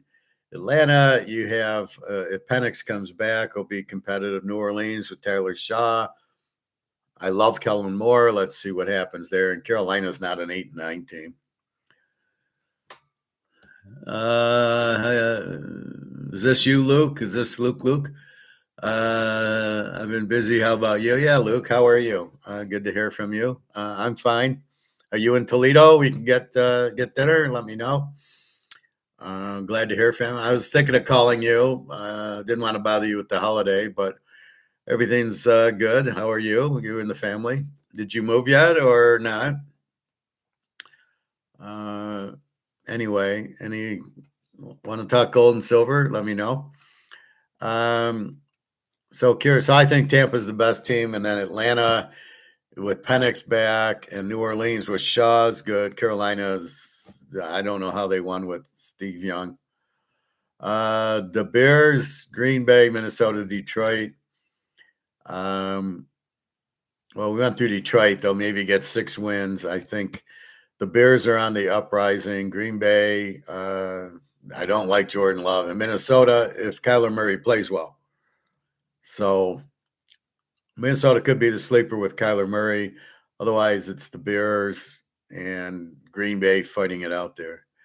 Gold and silver are holding strong. Seems like it's been forever. Well, it's a lot with the oil prices being more expensive because of the war. And then they apparently are selling their options, which is lowering the price of gold and silver to buy the oil, is what I hear. Or there's margin calls or that. I do know that Russia and China are now on the gold standard, which has got to push the gold price up. And again, we're dealing with paper versus physical. And in the paper world, they're selling to buy oil. And in the physical world, nobody's selling an ounce of gold. So hard to see what's going on there. I need to make some money off of gold and silver before I move. It's been so frustrating. Yeah, I want to sell an ounce of gold. My cash is coming down. I just want to sell 1 ounce to replenish my cash to do things that I need cash with. And yeah, I want to sell. And here we are at what, 4,600. And, most of the places, I guess, are giving 96, 97%. No 1099 to worry about. So I'll give it a little bit more time. I still have some money in the safe. So soon I'll have to go. I figure I bought another month, but running out of cash. So I will do that, but that's the beauty of it. Most people retire with stocks and they think the stocks will be fine. And I'll just sell 100 shares of Amazon and 100 shares of Microsoft. And I'll get my dividends in Coca-Cola and Disney, and I'll take the dividends and pay my rent and pay my bills. And what they're missing is, yeah, but the stocks are going to crash. And when they crash, you're not going to have any value in those. But they're going to take their money in stocks. We take our money in gold and silver. I was always thinking it might be a year or two before reevaluation of some type, but now it seems like it's going to be more like, who knows, 5 to 10 years. No, it's not. It's almost there. This war is speeding it up because they have to print a lot of money for these wars, Ukraine and Iran. So no, it's actually the opposite. You're caught in the paper world, and you've got to realize in the paper world, they're dicking around with their options, but it's almost gone. There's almost no more. There's no more physical on COMEX to play this little game with. Once that goes, they will have to do. The physical will start going. Again, they're on the gold standard in Russia and China and BRICS. They're paying for oil with gold. So no, gold will be, but keep in mind, it's a great buying opportunity. It's a bad selling opportunity with COMEX. So we bought and bought and bought, and now we're like, oh yeah, we need to sell an ounce or two. Well, you're still gonna. I bought at 17. If I get 4,500, I can't bitch too much. But yeah, I want 10 grand where it's heading to. Okay, NFC. So I think it's the Chicago, Green Bay. As long as Micah Parsons is healthy. The Bears with the best coach, and then Minnesota. We'll see what Kyler Murray can do. And then Detroit, big trouble there. No defense. NFC East, it's all Philadelphia.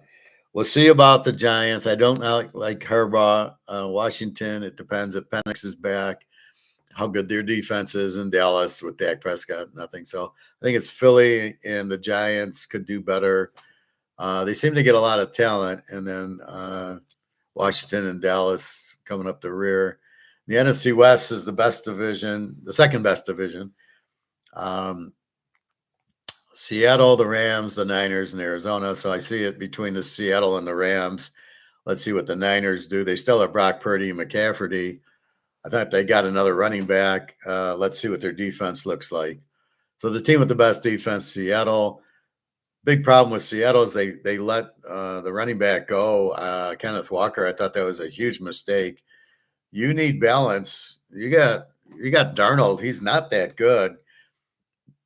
He's good with a good running attack. So he's good with Kenneth Walker, but the Super Bowl was all Kenneth Walker. You can't rely on Darnold to win. So the only reason he won the couple of games at the end was handing the ball to Kenneth Walker. That's why they won the Super Bowl. So you can't think of that. And that's going to help KC dramatically is Kenneth Walker. Well, he doesn't catch very well. Yeah, he doesn't need to catch. Just give him the ball and get out of the way. So yeah, that you're looking at that. So it's Seattle and the Rams, and then we'll see what the Niners defense looks like, and we'll see what Seattle looks like without Kenneth Walker. So again, these are the adjustments I have to make to the betting to see what's going on. Let's see. So gold and silver right now. Gold 45.01, silver 76. So again, it's tough to see it so low, but I think we got fooled when it hit 5,500, like that's the price, and it really wasn't. It's probably a $5,000 price.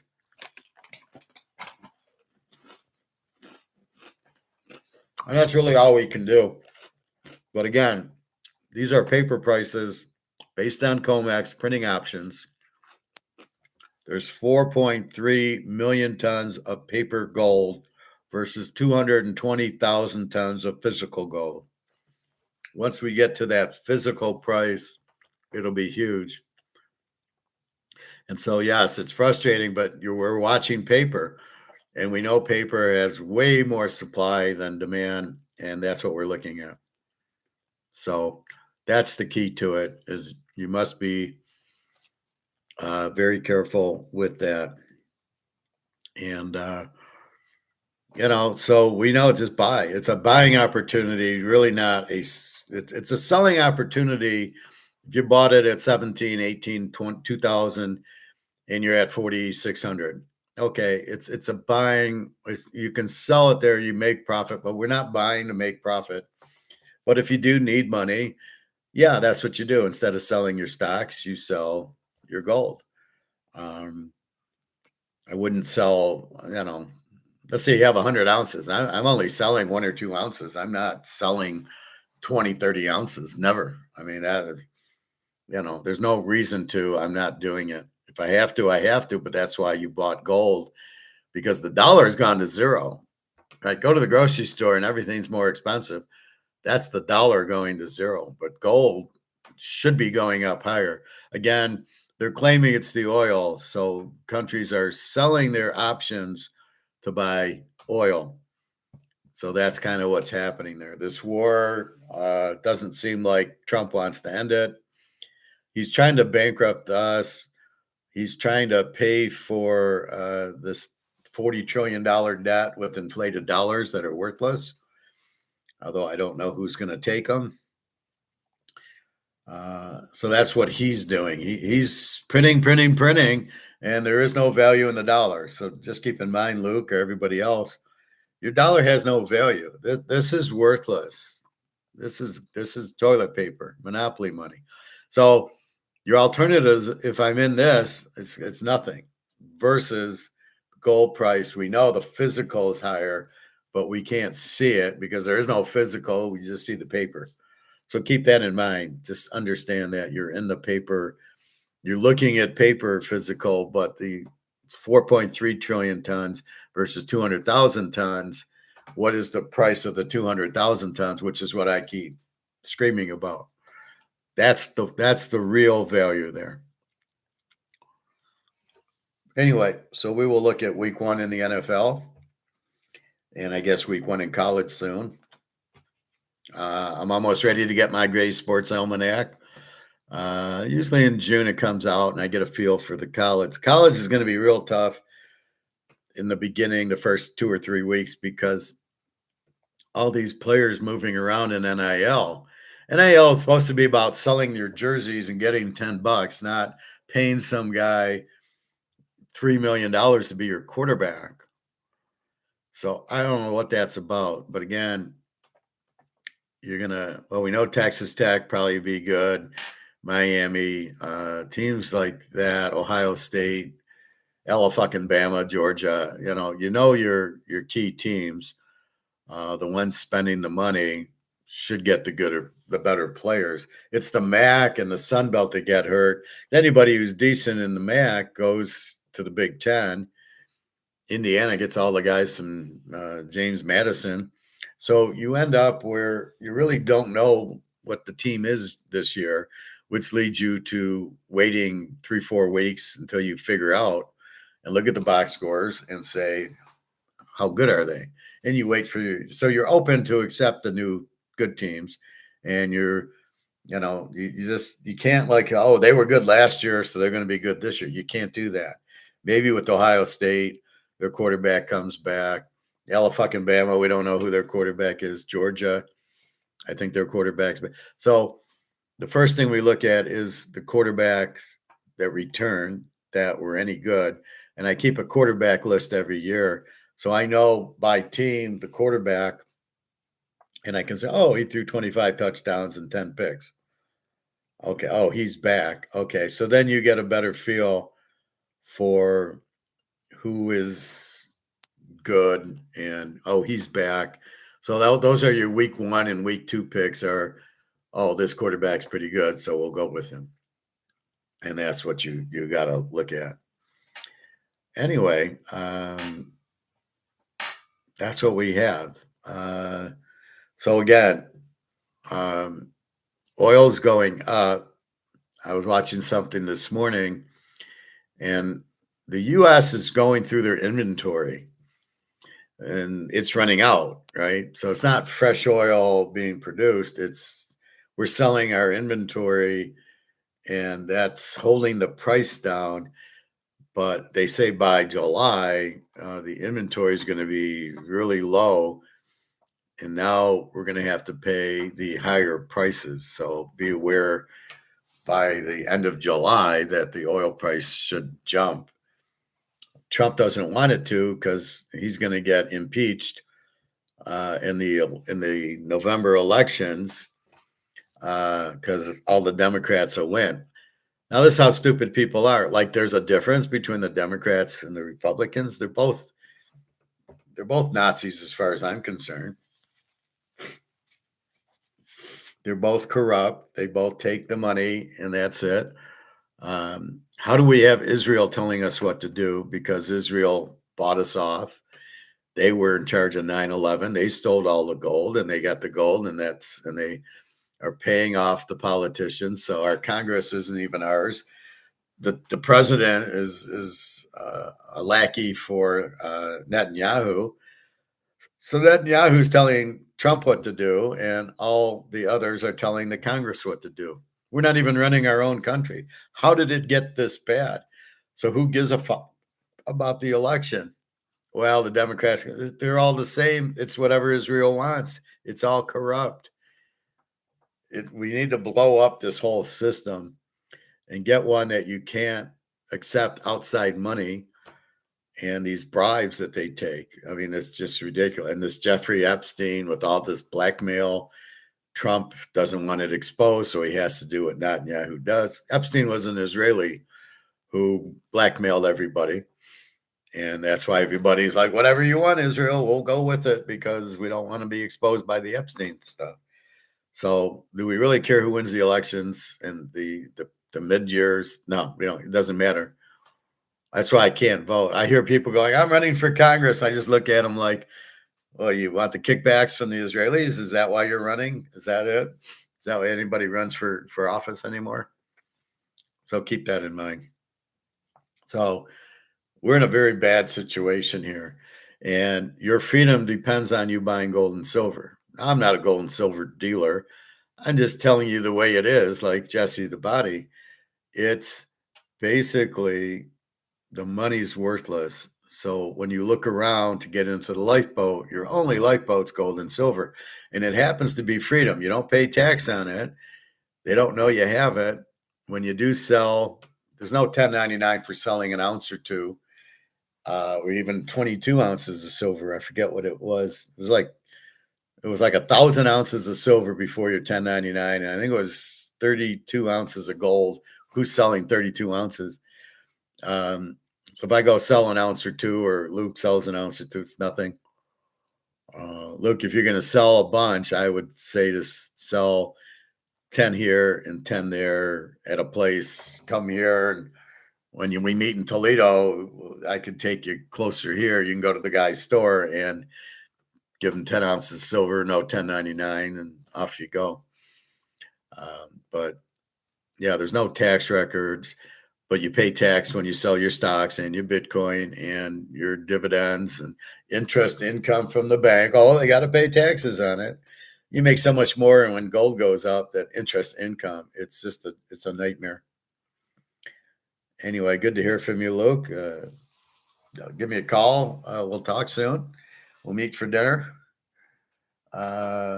in Toledo or wherever. And that's it.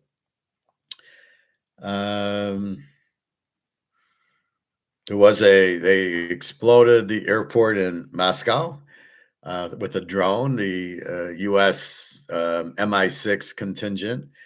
So the drone hit the airport. So they immediately evacuated the airport, canceled flights. I don't think it hurt a plane, but they put a hole in the runway. So they'll have to fix it, and they'll have to. So I don't know when it's opened. I'm sure Daria's not flying, but it's scary that they're landing a drone in Moscow at the airport yet, of all places. And it's not a military airport. I've flown into there before. I've been to Moscow before, and you fly into that one, and you just keep a few $100s in your pocket just in case. Mr. Robbins, you can't go anywhere. Oh yeah, I got 100. Oh, okay, come on, you're fine. He's okay. He gave us money. That's the way the rest. They were so controlled by money. And anyway, so we will see. And that's about it. So baseball, your free plays, take Pittsburgh and go Boston under 8.5. And I think they're both 3-unit plays. NBA today, I don't know. I'm taking Oklahoma lane 4.5. Again, game by game. The game's in Oklahoma. I think they'll win. And then game 6 will take San Antonio. And game 7, I don't know. Oklahoma beat them in games 2 and 3. So I'm just scratching my head. I don't know what or where. I don't know the matchup. You'd think Winnebago would be dominant, and he didn't appear in games 2 and 3, and then he appeared in game 4. So that's it. Hopefully I get one right here, but my money's mostly in baseball. Again, it's $25 for a week of baseball. Go on teaserking.com, purchase picks, go to the right corner. It's baseball, $25. I get an email. I got to talk to my IT guy. He doesn't work specifically for me. He's got a job.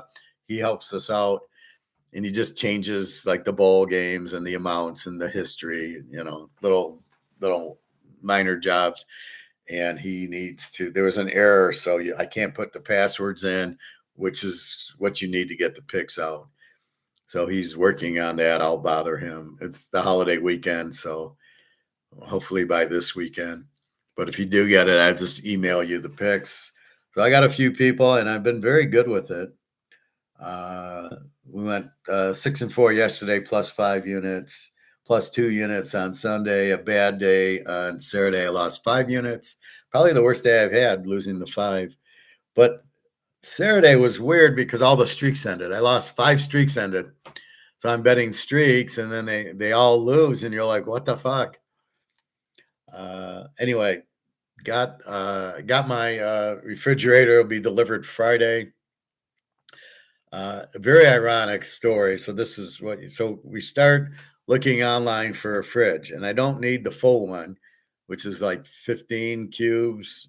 And so this is 10.1 cubic feet of refrigerator. The freezer on the top, the fridge on the bottom.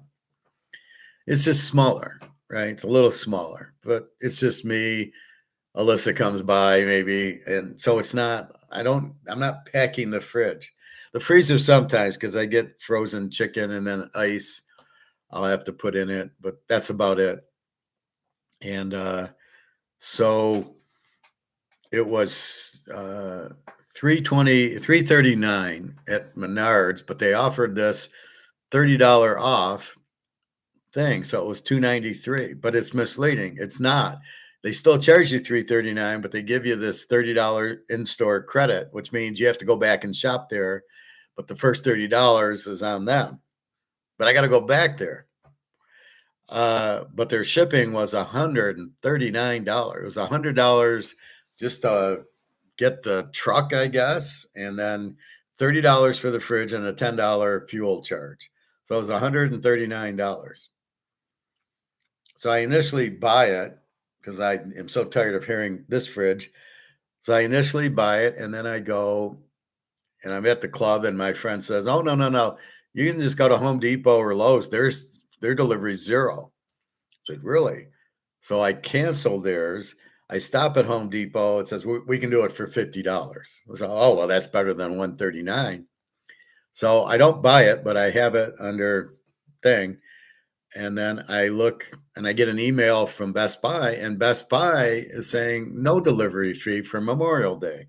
Same fridge, $339, but no delivery fee. So I go, oh, so I go to Lowe's. They wanted a $75 delivery fee, but they didn't have it. They had an 8.6 cubic foot, but I can get a 10.1, which I think matters at that point. And their price wasn't much cheaper, and their shipping was $80 instead of $50. So the $30 cheaper went into the shipping. So that was going to be $380, and the Home Depot was going to be $380.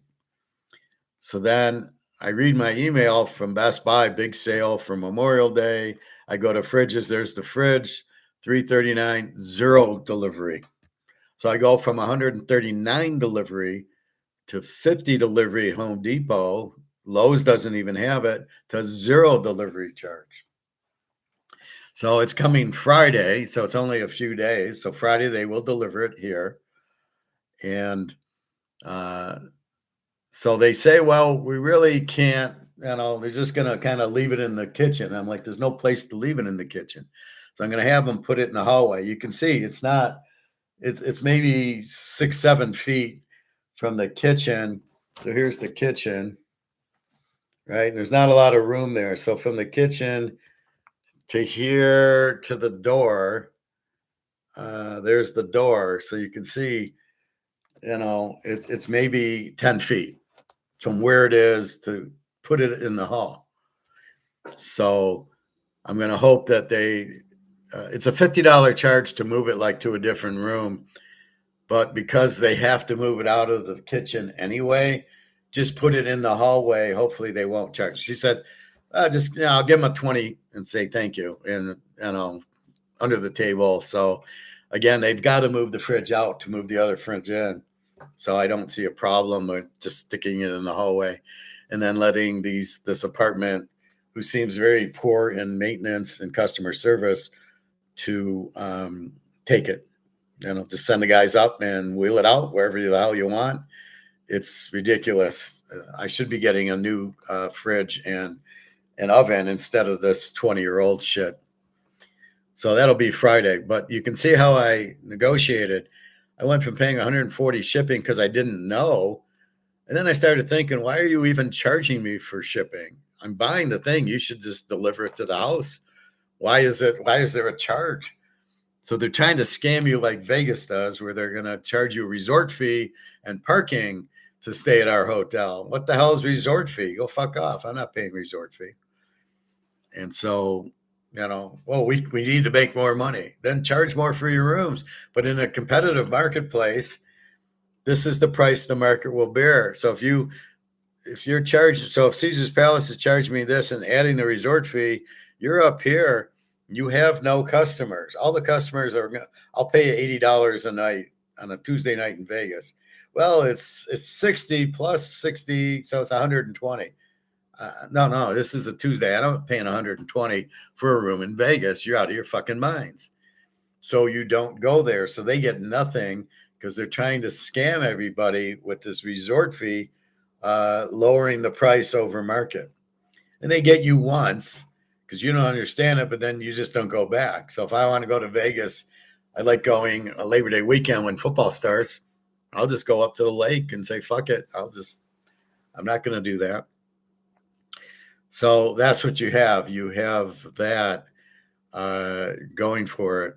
So here, they don't want to give you new appliances. So I went out and got my own and went from 139 to 50 to 0 for shipping. So instead of paying $489, I pay $349 with tax and the free shipping. And if I have to give the guy a 20 to put all fine, and I'm not worried about their maintenance. I don't care if they stays in the hall, but I'll let maintenance come by and grab it and do whatever they want. I guess they redo these fridges. I don't know what they do, but it's 25 years old and the condenser makes too much noise and I don't want to hear it. So mine should be very quiet, I heard. And it can't be more noisy than this. And it's brand new, a 2026. It's just a little smaller, but really your milk, your eggs, your lemons, your fruits and veggies, what else do I got in the fridge? I don't have much else in it. And it's not even milk. I got half and half. So it's plenty big enough fridge for what I need it for. The freezer could be a little small because I got like 4 or 5 frozen chickens that are frozen because they're on sale at Bush's when I go get my steak and ribs. And then I see chicken for $1.99. I grab 3 or 4 of them. And I just stick them in the freezer. So that might be, and then ice. So that might be the only problem with it. But I did get clever. I bought one of those plastic bowls that are pretty small. So instead of an ice tray, so I have the ice trays that make the ice, right? Like 12, 14 ice cubes in the thing. But then I have a little bowl instead of the tray, and I just dump them in the bowl, and I just grab them out of there. So that works out well. So I might be a little tight in the freezer. The fridge should be fine. And you just go with what you got. You don't need half the freezers frozen veggies that I've had for 5 years, waiting for the food to have a problem. There's supposed to be problems with the fertilizer. A lot of the fertilizer comes out of the Strait of Hormuz. Well, yeah, but it can come from other places. It's a third, I guess. But if it's related to oil, we have oil in the U.S., West Texas oil. We'll just sell more of that, which makes fertilizers there, I guess. I don't know. But we'll find a way to get food, I'm sure. There's too much money to be made here by Kroger's and all these Walmarts and Costco's. They'll find a way to get the food and plan it. So I think it's a little overblown there. Anyway, so that's the key. So you always shop for the best price. That's the beauty of Austrian economics. It's the competition. So if it was only Menards, I'd be fucked. I'd have to pay $139. But because there's Home Depot and Lowe's and Best Buy, I'm able to get it with no shipping. Now, that was a special for Memorial Day, but why? Why did they need a special? Because they're not selling. So if you really dig into it, they're not selling. So they're offering free delivery because they know they charge for the delivery. So they're offering free delivery to get you to buy stuff because they can't sell it. So what we realize is the market's in trouble. All I know is I went to the grocery store. It was like probably Sunday. Everything was on sale. Everything. right? All the pop, all the ice cream, everything.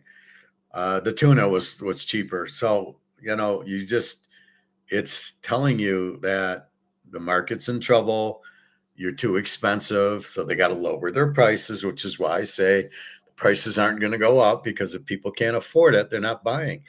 The New York strip was only $13.99, not $20. Regular 20, on sale for 13, because they know people are going to barbecue for the holiday and they need sales. And that's why, and then you see 3 for 1, 4 for 1. Buy 4, get 1 free. Buy 4 and it's only $2 instead of $3 or whatever. But they want you to clean their inventory out, so they want to sell you 3 of them at a reduced rate, because they can't sell it at the price they're at, because we won't allow it.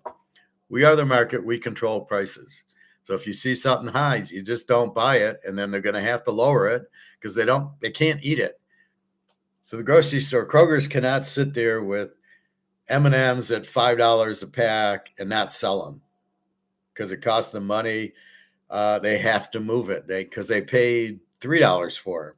They mark them for $5, but if they can't sell it, they're losing the $3 they pay. So they have to sell them. So it's buy 3 and get 1 for free, or buy 3 at $2, because we can't sell it at this price. So understand what's going on in the market. The houses will be coming down. Nobody can afford $500,000. Thing will go down to $300,000, especially when interest rates go up. That's just what'll happen. Cars, they can't sell. I've shown you a couple of videos where these cars are in the lot and they can't sell them. It's just people just don't have money, and the money they have is worthless. So it takes more money to buy groceries with, but they don't have a lot of money. That's why I'm getting retread refrigerators. So I bought my own for $349. You can't afford $349. What kind of apartment complex is this? So I just ignore it, and when I pay rent, I pay $350 cheaper than I was, and that's really the key to it. So anyway, that's what's happening there. So I'm going to call them and tell them I'm getting my fridge delivered Friday. I'm leaving the other one in the hall. You can come and get it. Otherwise, I don't give a fuck. I'll just leave it in the hall and leave it in the hall. I don't care. I just won't hear this knocking of this fridge. The oven's ridiculous enough. Look at this oven. Look at that drawer on the bottom, right? What kind of oven is that where I can't stick that drawer in, right? It's like it's not. It should just roll in, and it doesn't. It's embarrassing. How the fuck do you give me an oven at the bottom door? But it's not even a new oven. It's a 2005 oven. The burner doesn't lay flat. It kind of sticks up a little bit. Let me show you that. So that burner, the one I'm showing you, there. So that one there, it kind of sticks up about this much. So I'm trying to fry on it, and it's kind of a little bit in the air. What a joke. So I don't know. But I'm not very impressed with this place, which is probably why they had it. But what bothers me is the guy at Swim says, oh, it's fine. There's no problems. And I'm going to give him the dirty eye when I see him. Like, what the fuck? You're telling me everything's fine here, and it's like it's a joke. So anyway, anything else? Questions, comments? Luke, good to see you. It won't be 5 or 10 years for the gold and silver to go up, so I wouldn't worry about that. It's very close because they've already got the gold-backed currency. I bet you thought it'd be 5 or 10 years till BRICS had gold-backed currency. Well, it's here already. So this will go up. Again, it's the oil price up a little. And if they buy, the dollar gets stronger, automatically gold, silver go down. I don't know why. It's stupid. But you'll see the demand for physical will be shooting up soon. We'll see. I mean, we know it will. We just don't know when. We know the Titanic's going to sink. We just don't know when.